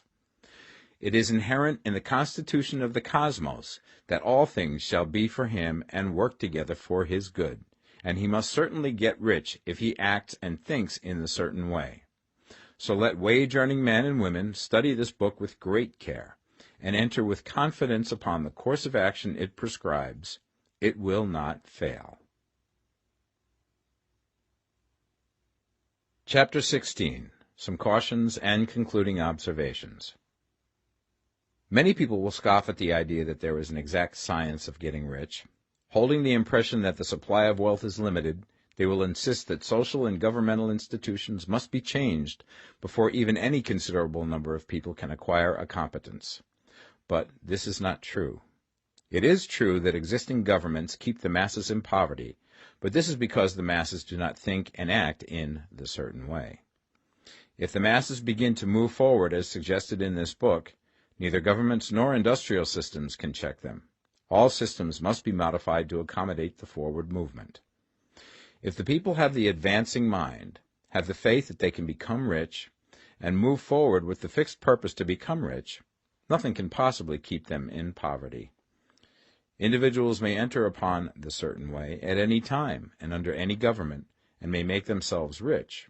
And when any considerable number of individuals do so under any government, they will cause the system to be so modified as to open the way for others. The more men who get rich on the competitive plane, the worse for others. The more who get rich on the creative plane, the better for others. The economic salvation of the masses can only be accomplished by getting a large number of people to practice the scientific method set down in this book and become rich. These will show others the way and inspire them with a desire for real life, with the faith it can be attained, and with the purpose to attain it. For the present, however, it is enough to know that neither the government under which you live nor the capitalistic or competitive system of industry can keep you from getting rich. When you enter upon the creative plane of thought, you will rise above all these things and become a citizen of another kingdom. But remember that your thought must be held upon the creative plane. You are never for an instant to be betrayed into regarding the supply as limited, or into acting on the moral level of competition. Whenever you do fall into old ways of thought, correct yourself instantly, for when you are in the competitive mind, you have lost the cooperation of the mind of the whole. Do not spend any time in planning as to how you will meet possible emergencies in the future, except as the necessary policies may affect your actions today. You are concerned with doing today's work in a perfectly successful manner, and not with emergencies which may arise tomorrow. You can attend to them as they come. Do not concern yourself with questions as to how you shall surmount obstacles which may loom upon your business horizon, unless you can see plainly that your course must be altered today in order to avoid them. No matter how tremendous an obstruction may appear at a distance, you will find that if you go on in the certain way, it will disappear as you approach it, or that a way over, through, or around it will appear. No possible combination of circumstances can defeat a man or woman who is proceeding to get rich along strictly scientific lines. No man or woman who obeys the law can fail to get rich, any more than one can multiply 2 by 2 and fail to get 4. Give no anxious thought to possible disasters, obstacles, panics, or unfavorable combinations of circumstances. It is time enough to meet such things when they present themselves before you in the immediate present, and you will find that every difficulty carries with it the wherewithal for its overcoming. Guard your speech. Never speak of yourself, your affairs, or of anything else in a discouraged or discouraging way. Never admit the possibility of failure, or speak in a way that infers failure as a possibility. Never speak of times as being hard, or of business conditions as being doubtful. Times may be hard and business doubtful for those who are on the competitive plane, but they can never be so for you. You can create what you want, and you are above fear. When others are having hard times and poor business, you will find your greatest opportunities. Train yourself to think of and to look upon the world as a something which is becoming, which is growing, and to regard seeming evil as being only that which is undeveloped. Always speak in terms of advancement. To do otherwise is to deny your faith, and to deny your faith is to lose it. Never allow yourself to feel disappointed. You may expect to have a certain thing at a certain time, and not get it at that time, and this will appear to you like failure. But if you hold to your faith, you will find that the failure is only apparent. Go on in the certain way, and if you do not receive that thing, you will receive something so much better that you will see that the seeming failure was really a great success. A student of this science had set his mind on making a certain business combination which seemed to him at the time to be very desirable, and he worked for some weeks to bring it about. When the crucial time came, the thing failed in a perfectly inexplicable way. It was as if some unseen influence had been working secretly against him. He was not disappointed. On the contrary, he thanked God that his desire had been overruled, and went steadily on with a grateful mind. In a few weeks an opportunity so much better came his way that he would not have made the first deal on any account, and he saw that a mind which knew more than he knew had prevented him from losing the greater good by entangling himself with the lesser. That is the way every seeming failure will work out for you, if you keep your faith, hold to your purpose, have gratitude, and do, every day, all that can be done that day, doing each separate act in a successful manner. When you make a failure, it is because you have not asked for enough. Keep on, and a larger thing than you were seeking will certainly come to you. Remember this.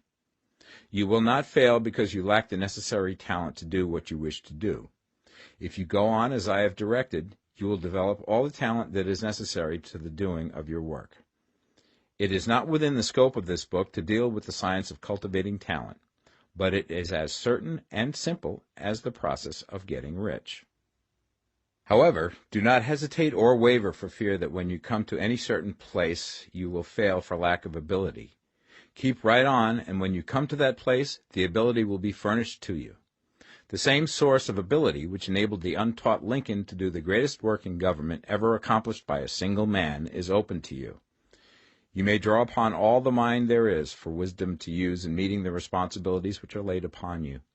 Go on in full faith. Study this book. Make it your constant companion until you have mastered all the ideas contained in it. While you are getting firmly established in this faith, you will do well to give up most recreations and pleasure, and to stay away from places where ideas conflicting with these are advanced in lectures or sermons. Do not read pessimistic or conflicting literature, or get into arguments upon the matter. Do very little reading, outside of the writers mentioned in the preface. Spend most of your leisure time in contemplating your vision, and in cultivating gratitude, and in reading this book.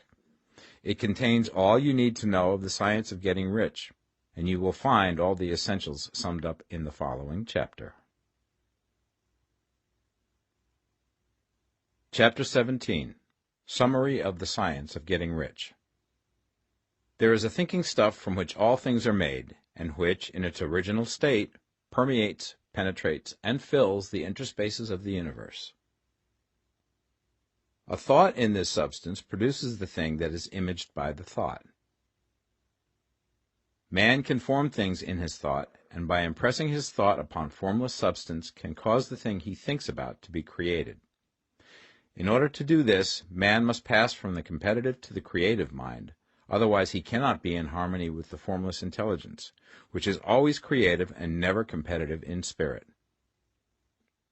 Man may come into full harmony with the formless substance by entertaining a lively and sincere gratitude for the blessings it bestows upon him. Gratitude unifies the mind of man with the intelligence of substance, so that man's thoughts are received by the formless. Man can remain upon the creative plane only by uniting himself with the formless intelligence through a deep and continuing feeling of gratitude. Man must form a clear and definite mental image of the things he wishes to have, to do, or to become, and he must hold this mental image in his thoughts, while being deeply grateful to the Supreme that all his desires are granted to him. The man who wishes to get rich must spend his leisure hours in contemplating his vision, and in earnest thanksgiving that the reality is being given to him. Too much stress cannot be laid on the importance of frequent contemplation of the mental image, coupled with unwavering faith and devout gratitude. This is the process by which the impression is given to the formless, and the creative forces set in motion. The creative energy works through the established channels of natural growth, and of the industry and social order. All that is included in his mental image will surely be brought to the man who follows the instructions given above, and whose faith does not waver. What he wants will come to him through the ways of established trade and commerce. In order to receive his own when it shall come to him, man must be active, and this activity can only consist in more than filling his present place. He must keep in mind the purpose to get rich through the realization of his mental image. and he must do every day all that can be done that day, taking care to do each act in a successful manner. He must give to every man a use value in excess of the cash value he receives, so that each transaction makes for more life, and he must so hold the advancing thought that the impression of increase will be communicated to all with whom he comes in contact. The men and women who practice the foregoing instructions will certainly get rich, and the riches they receive will be in exact proportion to the definiteness of their vision, the fixity of their purpose, the steadiness of their faith, and the depth of their gratitude.